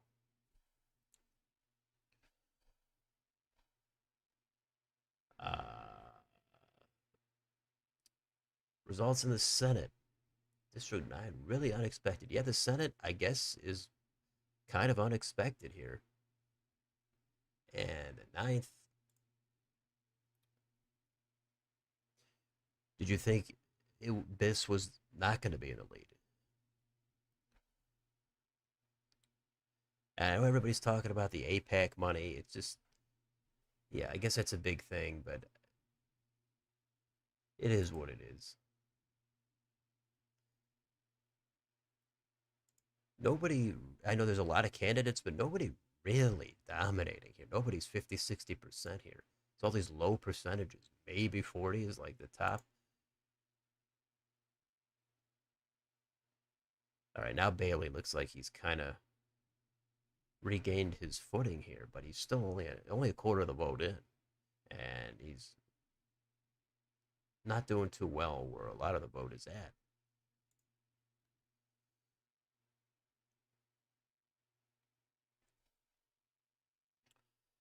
For Maine, don't endorse either Mills or Platner because of Platner's past, and Mills sounds like a bland candidate. Uh, yeah, I mean, you could say whatever you want about those races, that race. Mills, I mean, she's older than Collins. She's like mid 70s, right? I mean, that's like Peter Welch in Vermont. You're gonna start your Senate career when you're already in your mid or late 70s. And Plattner, he's got the past stuff. I don't know how much to care about that myself. I know, if you're an outsider, they'll find something to come after you with. So yeah, sometimes it matters a lot, sometimes a little, sometimes not really. So you can judge that one for yourself. Okay, you thought Cat would win in 9. Gotcha.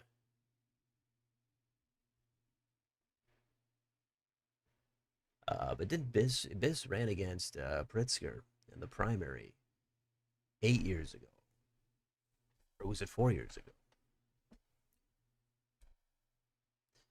Something like that.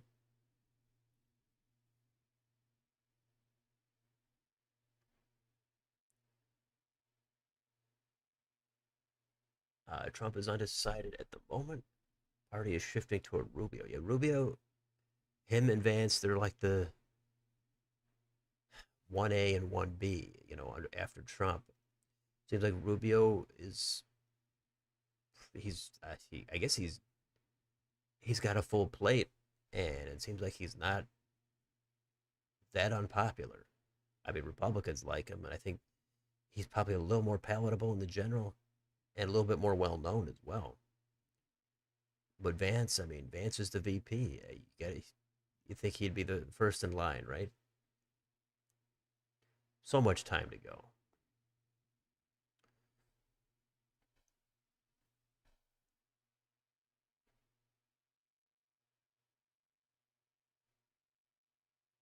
Two grannies debating in the Senate. Is that Susan Collins and Janet Mills? I don't know if they have kids, but yeah, they're certainly of that age. If Planner never had the past, I'd endorse him. Okay.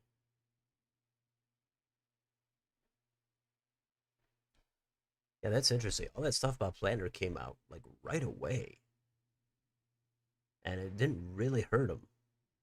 So does that mean he got through it? It's not going to damage him at all?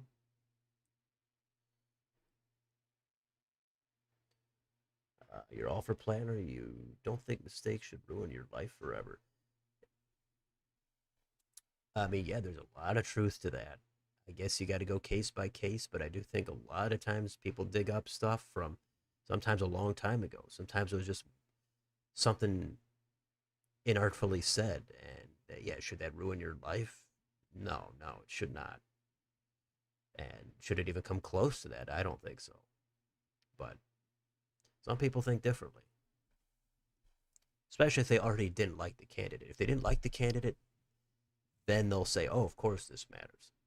And if they did like him, then they'll just rationalize it. Usually that's what happens. Politics full of hypocrisy.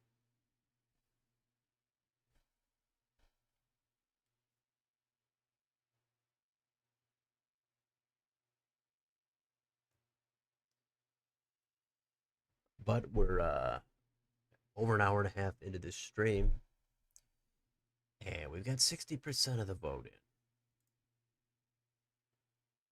So it looks like most of our questions here are getting answered. We'll probably go for a bit more to see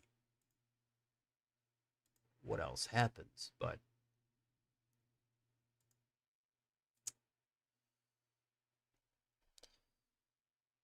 so it looks like Lieutenant Governor Juliana Stratton is going to be the next senator. Unless, oh yeah, let's see what we've got down here. Don Tracy, only 28% of the vote. He's, he's losing some counties too. If Don Tracy can somehow take down Stratton, I think there's no chance of that happening. I think there's little chance of it even getting under 10.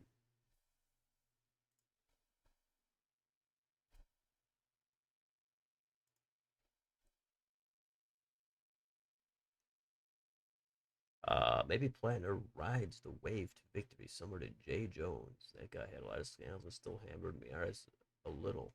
Hammered him a little. I like that. Uh, yeah, scandals aren't automatically a loser anymore. We've seen that with Trump. We've seen it with certain candidates. And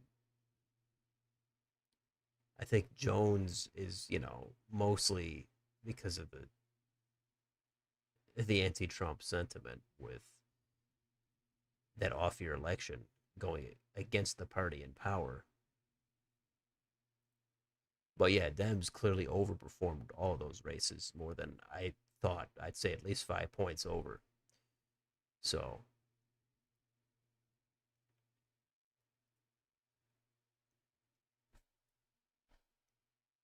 wow, look at this. They counted just 2 votes here. How does that happen? How do you count 2 votes?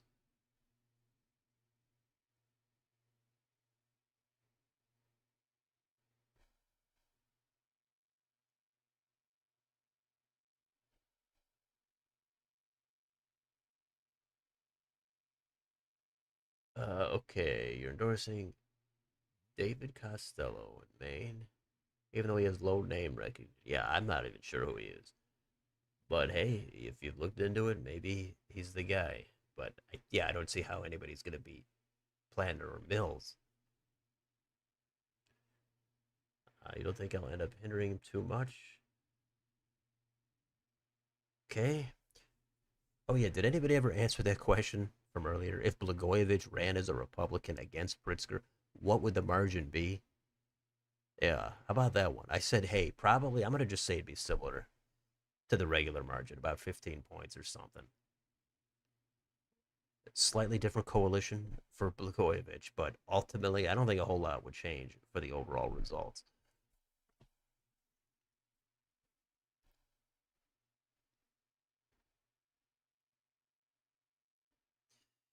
One precinct. Oh, yeah, right here. Yeah, Dixville Notch. Yeah.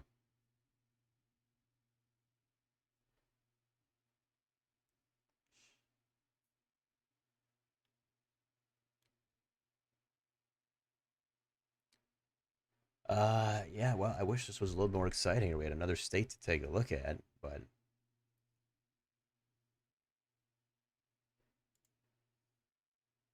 so it does look like Bailey. I guess he's probably got this thing wrapped up now, but only 32%. But he does have a decent lead, so probably a rematch there again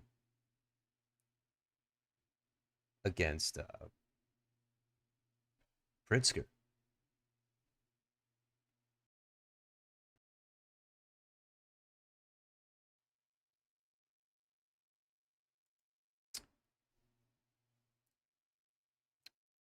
I mean, and yeah, it's hard to imagine the margin being much different than it was in 22, and that was supposed to be a red wave, and Pritzker won by what 13, 14 points, I think.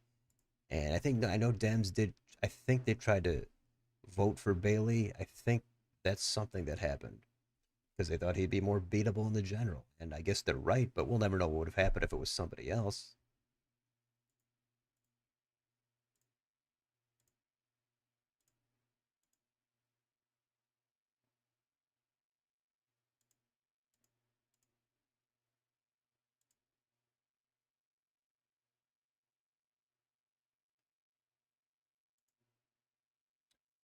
Coming up on 2/3 of the vote in.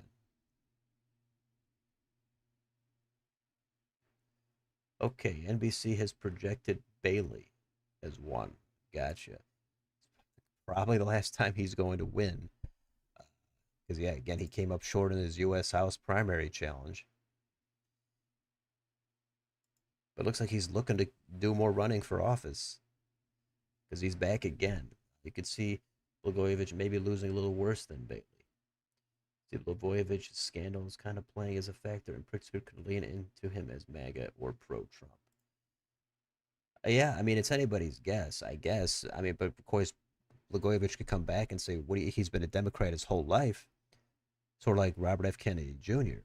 But there's just a few things that that party got wrong, and he got treated unfairly by the system, and he has his track record as being a Democrat. So he's got, he could use that. So maybe that helps him. I don't know, but I think it sounds like we mostly agree that it'd be a double-digit win for Pritzker. I think.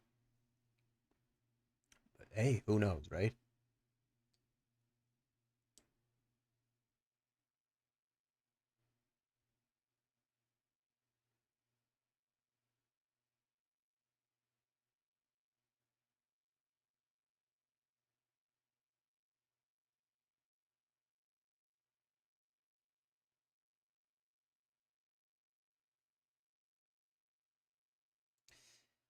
Anyway, yeah. So this is the official Illinois primary, and now we've got a call here for Bailey on New York Times.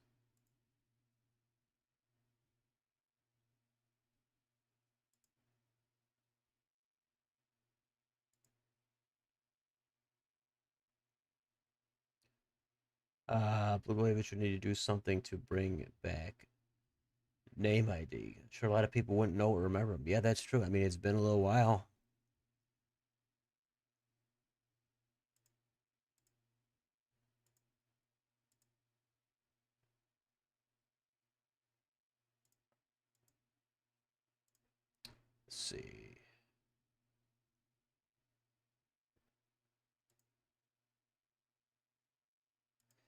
Any updates?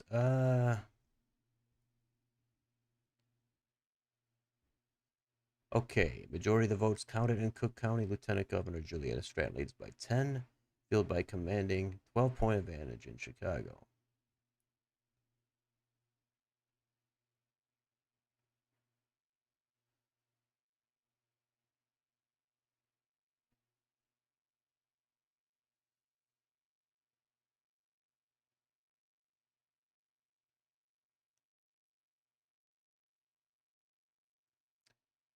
All right. So, I mean, this is not a commanding lead, but it's 5%.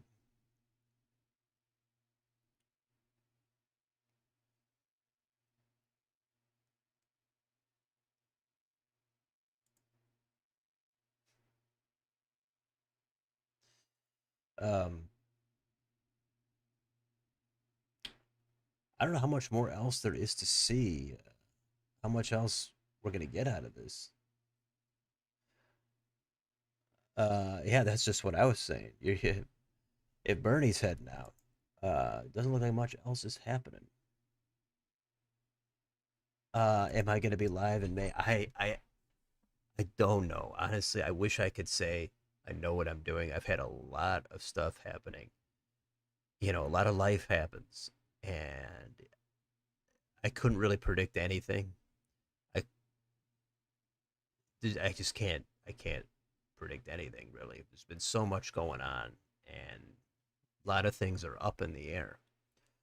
But if I'm able to, if everything's still happening, if the channel's around, if I'm feeling up to it, if everything lines up, yeah, I probably would try to do some kind of a stream then. But it's not a great answer, but that's where I'm at. I don't want to promise something I can't deliver on. But yeah, there will be more action then for sure, as far as primaries goes.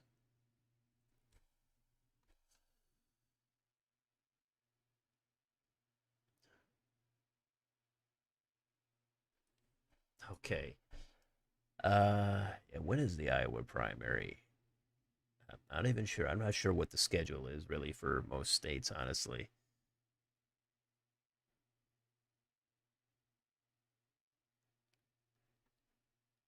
Probably in June or something.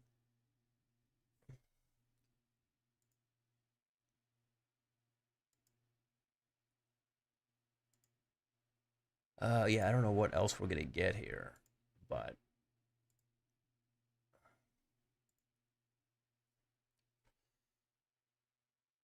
it'd be nice if, like, these counties that have nothing in, did they know they were gonna have nothing for almost 2 hours, or they thought they were gonna count the votes when the polls closed? Like, how does this happen?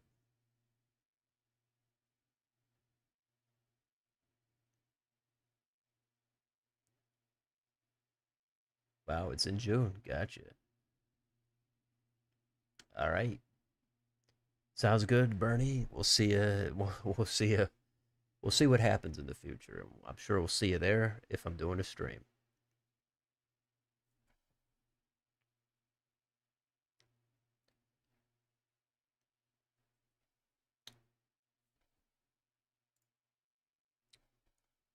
So, what is the margin going to be here between Bailey and Pritzker? Is it going to be closer than last time or wider?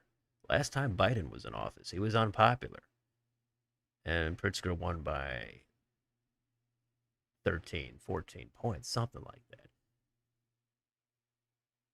It's hard to imagine there being much of a different margin. I mean, I would think it'd be within 2 points. I mean, it's possible people get tired of the same governor and it gets a little closer. Maybe it's possible, but if Trump's in the White House, that might cancel it out. So I would guess it'd be somewhere between.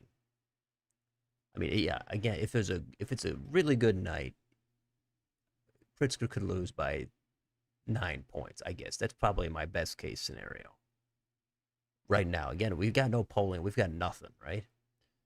But but it could go the other way.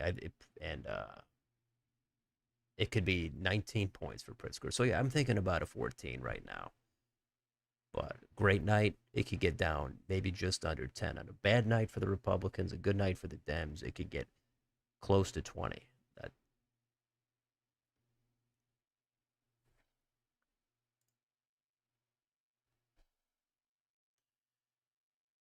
slow counting with Texas.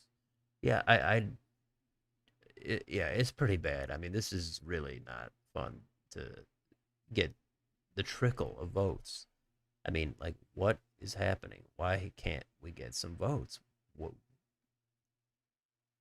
I mean, somebody has to know the answer to this, right? It's not like a total mystery. There are people who are in charge of counting these votes, and there are people who know people who count the votes. So I would think somebody would have to know why it takes that long.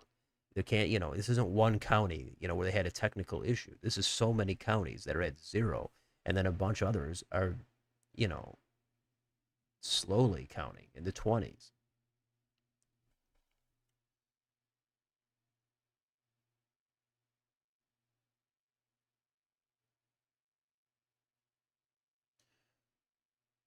Have to see how Florida does it. Florida probably getting it done. Yeah, Florida just stands out as being a state that counts their votes quickly. I'm sure there's other ones. I can't think of them off the top of my head, but California is bad. Arizona is bad. I think last year, I think Indiana was bad 2 years ago. I think, yeah, we've seen Texas not that quick.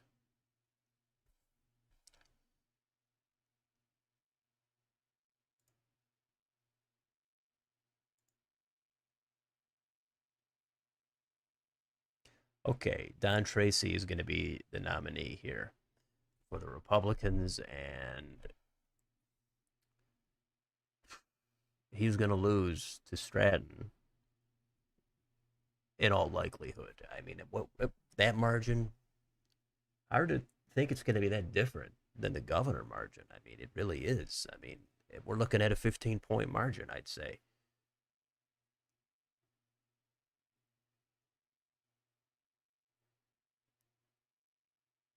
But sometimes it's not all about the margin. It's about the margins in certain counties or certain demographics. Are there trends that people don't see coming? That maybe. Yeah, Florida, they got it together after 2000.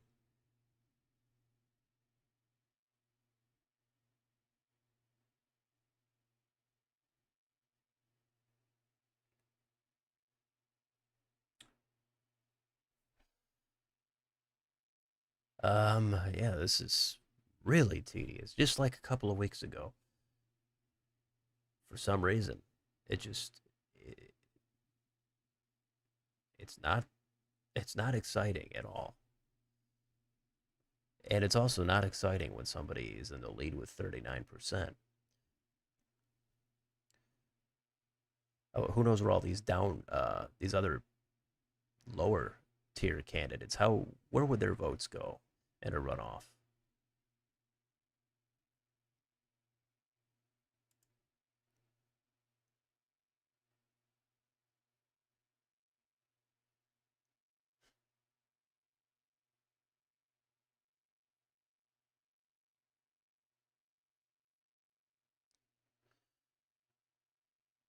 Illinois safe Dem.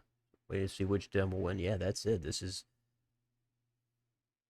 gonna be a blue state. Although, just again to go full circle on how things can change. The crazy thing was Obama winning it in 2008. He gets rid of his Senate seat. He steps down, and then that seat flips and goes Republican 2 years later. That I think is one of the big shocks, a big notable political things that this guy who won easily ends up his seat flips to the other party just 2 years later. That's wild stuff.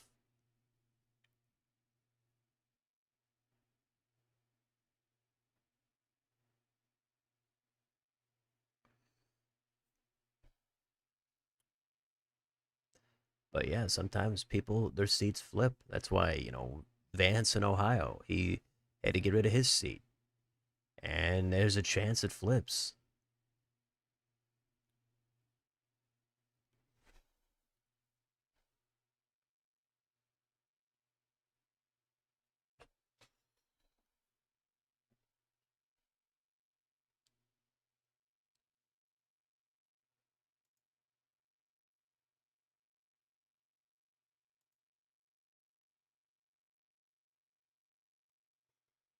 Okay.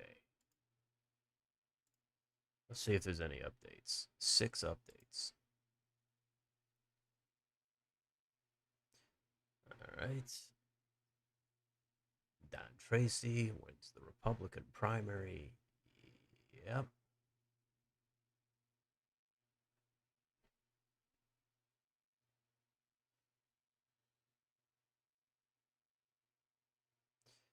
Bailey. I mean, he's a big guy too. Two big guys running for governor, and he does have some personality. So we'll see if that it might be entertaining to watch. And look at this, Tracy is 75. So I mean, Republicans not they're not going in a younger direction here. Excuse me, they're not going in a younger direction.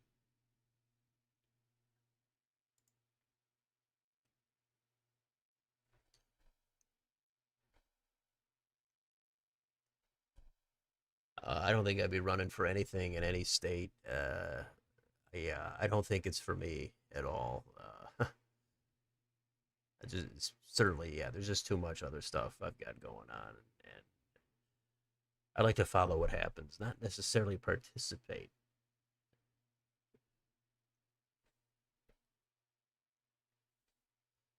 You're at the Wilson Watch Party on the 13th. Matter of time before the call. Okay, to take on Budzinski. Gotcha.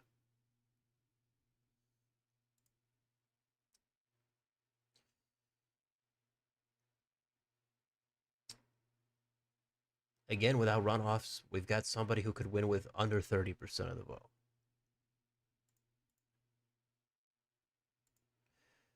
So you're actually at a watch party, though. That's kind of cool.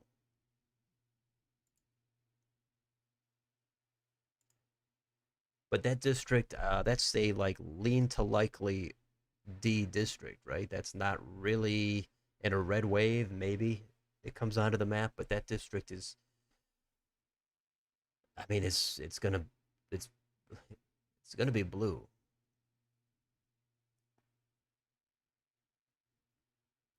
It might in this environment. It could even go safe, right?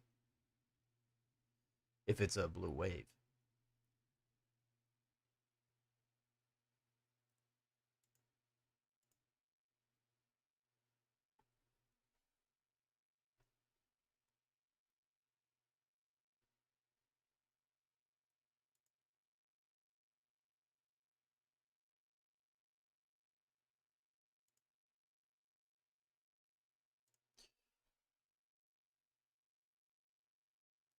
Yeah, the district. Well, yeah, we know the map here. The map is what well, it used to be the worst map, in my opinion. I don't know if it's the worst map anymore. That might be Virginia might be the worst map in terms of balance and some of the districts. Yeah, a lot of bad maps now. Yeah, North Carolina, California, Texas. In terms of the balance, though, yeah, California is going to have almost no Republicans at all, and there's so many seats there. Yeah, runoffs would be nice.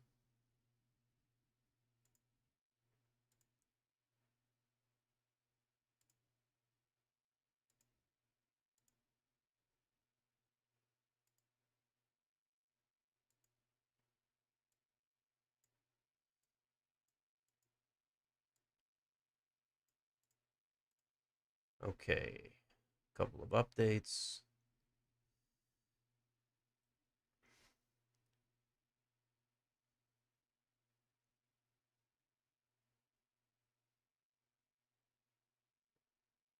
All right, nothing too exciting here.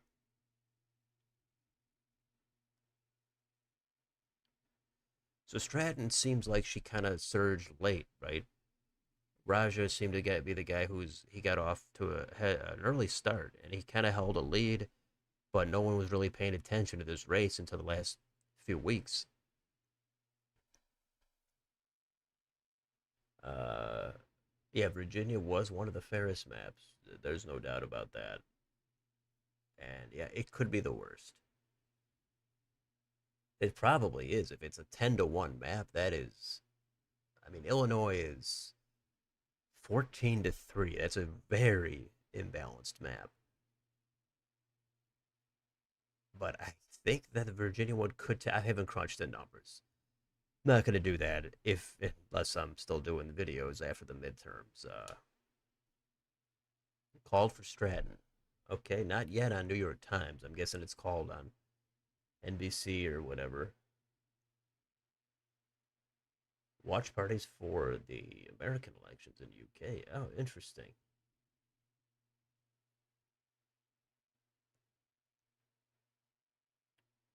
Okay.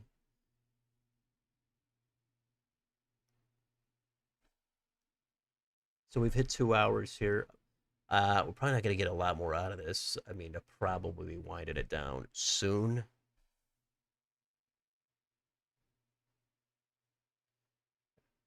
We got a whole 13 people in here. Still time to throw in one super chat if anybody wants to keep that streak going. I know there's not a lot of people in here, but whatever the minimum super chat is, just to keep it alive. 199, 99 cents. I don't know what the minimum is, but yeah, the channel has struggled kind of a lot the past year.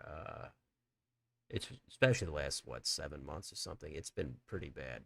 So you know, haven't shut it down, kept it going. But who knows what'll happen in the future? There's other things in life outside of the channel.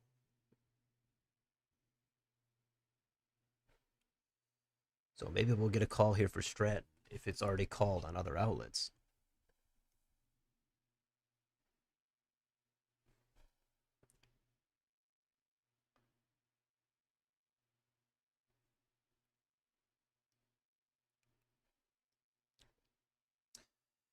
Um,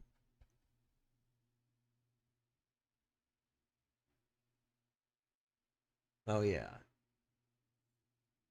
Krish, Krish. Is that how people shorten it? But yeah, he's leading outside of Cook County.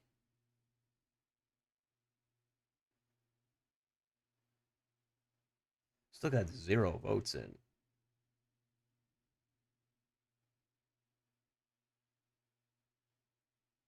Ah.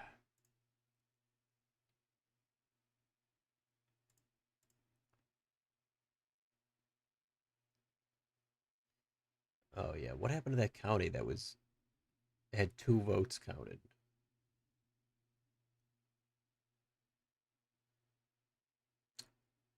I don't know. I guess we lost it. It was somewhere. 2 votes. It's like, is that an entire precinct? 2 people?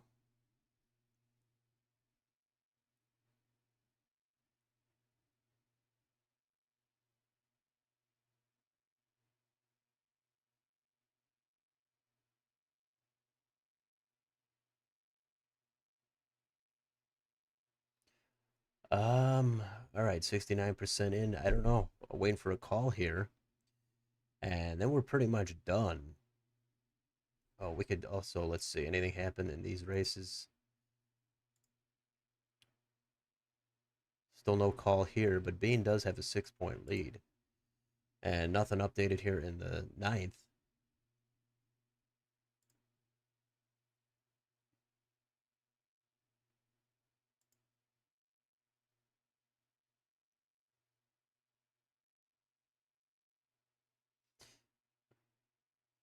Yeah, Stratton leading here too.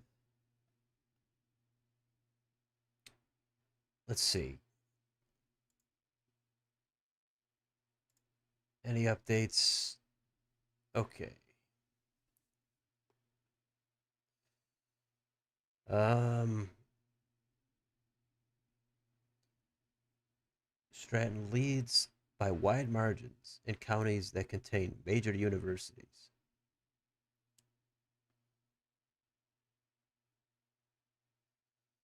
Um,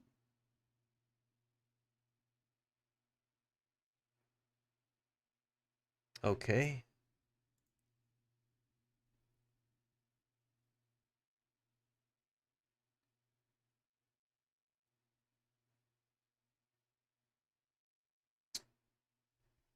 So hopefully we get something here soon, a call, because I mean, is I don't know if other people are streaming right now, but it does get a little. It gets so slow that it's hard to keep a stream going when there's nothing to look at.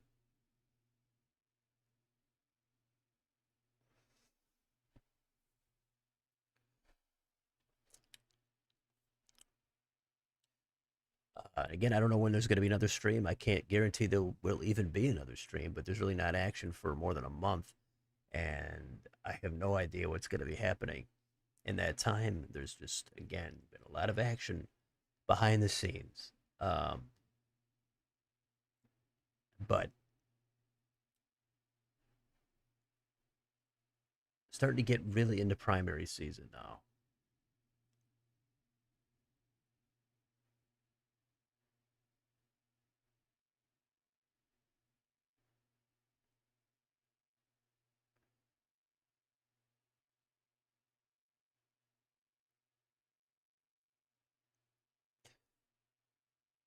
Uh, okay, still just a tiny trickle. Who called it for Stratton? Was it NBC? Who called it? Was it Decision Desk?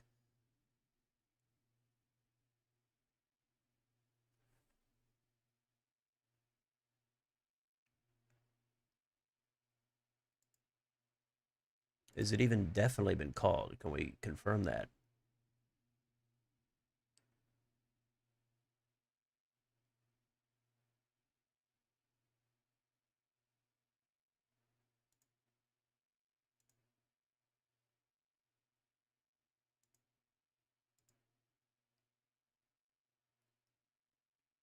Okay, NBC has called it then.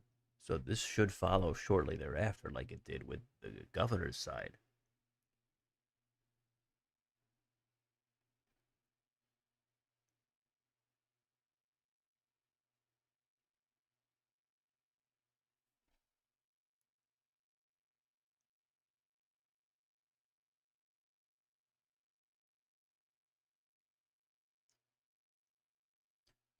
Okay, so we're over 2 hours. I mean, I'll put in another 5, 6, 7 minutes, I guess. Uh, Maybe we'll get a call, but there's nothing else going on here. Still, not even half the vote in on the Republican side. There's going to be less votes, and they're taking even longer to count them. That's astonishing.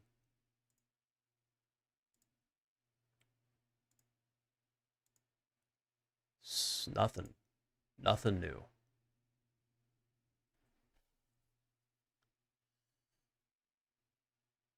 So, what's coming up? What's exciting? The Texas runoff, right? We talked about that. That's pretty much it, right?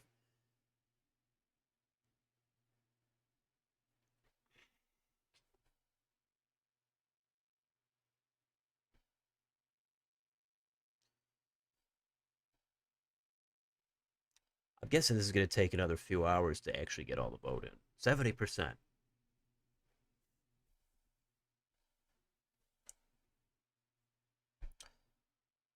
And well, it won't be. It'd be pretty quick making a video summary about this one.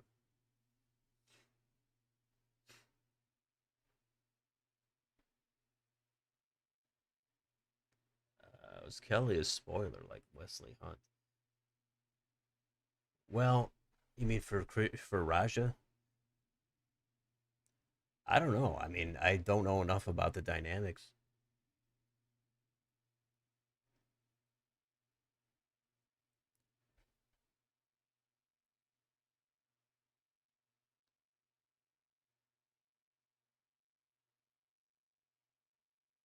71%.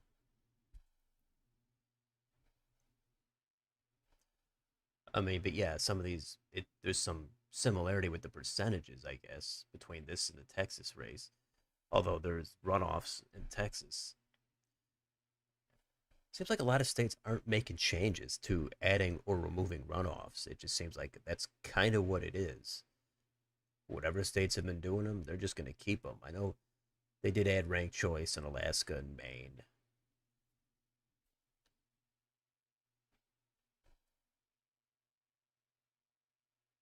Yeah, yeah, big gap for whatever reason with the primaries.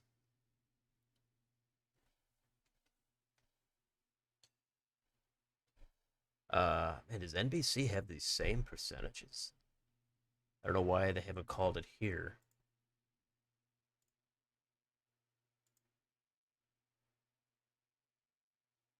Okay, nervousness has set in at the watch party for Raja. The campaign stopped sharing live results in the big screen. Yeah, I guess when you why would you stop showing the results? I mean, what does that have to do with anything? Like, if you're gonna lose, you can't show anybody anymore. But it's a bad sign when that happens.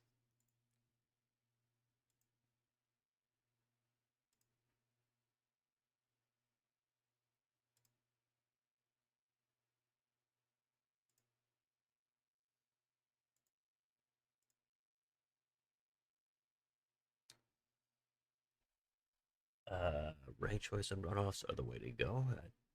Yeah, is there anything going on with it? I know a couple years ago there was some momentum to try to do that. I think in Nevada or Oregon or both, and it didn't pan out. Something happened, I think. It's always about the details. I think at least having the top two go to a runoff at a later date. You could do instant ranked choice, but sometimes it might be better to do it at a later date. If you got 10 candidates, or even if you have three, you might want to give the top two more time to, get their names out there, rebrand them, not rebrand themselves totally, but, you know, start a new campaign in a narrow race instead of a crowded field.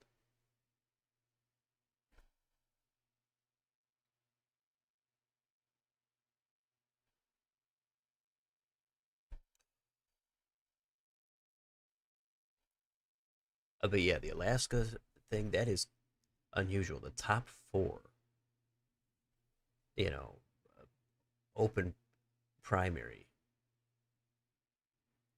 top four go to the general. I'm more in favor of having it be separated by party, rank choice, and then the general. Yeah,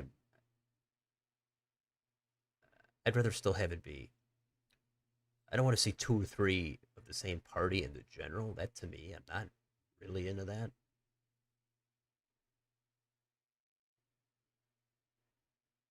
Because the top four primary, yeah, that's really going to most likely be multiple of one party in the general. And then you see stuff happening where then if you get two of one side going to the general, then there's all this pressure that the one drops out. It kind of just makes it weirder because people, kind of think if there's two of one candidate on a ballot, even if from one party on a ballot, even if there's ranked choice, it's still going to affect things.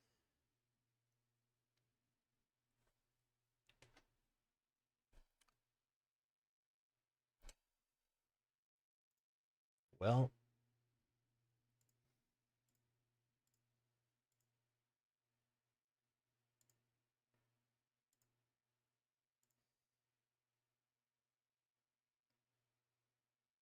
okay, Stratton strength outside Chicago media market. Bit of surprise.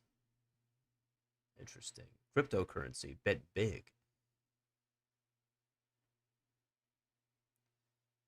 Hmm. It's bet big opposing Stratton. Interesting.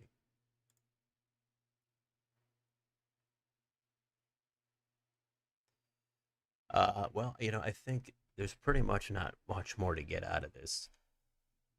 So I'm probably going to cut it here in a second. So the recap is it's Stratton and it's Tracy. but Stratton very likely to win in the general. Kind of an upset here, a little bit, not a ton, but Stratton taking down Raja.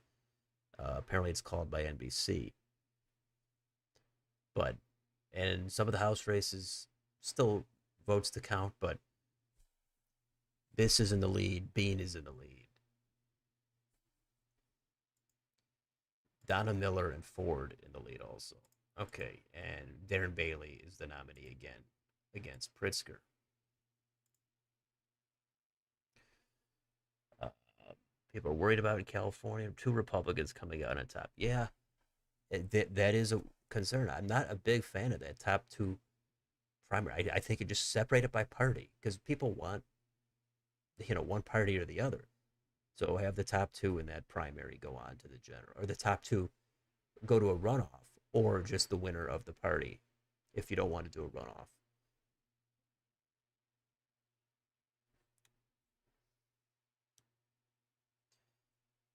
Anyway, I think this is kind of going to be it. I think we're going to wind the stream down now, and hopefully we covered the results here.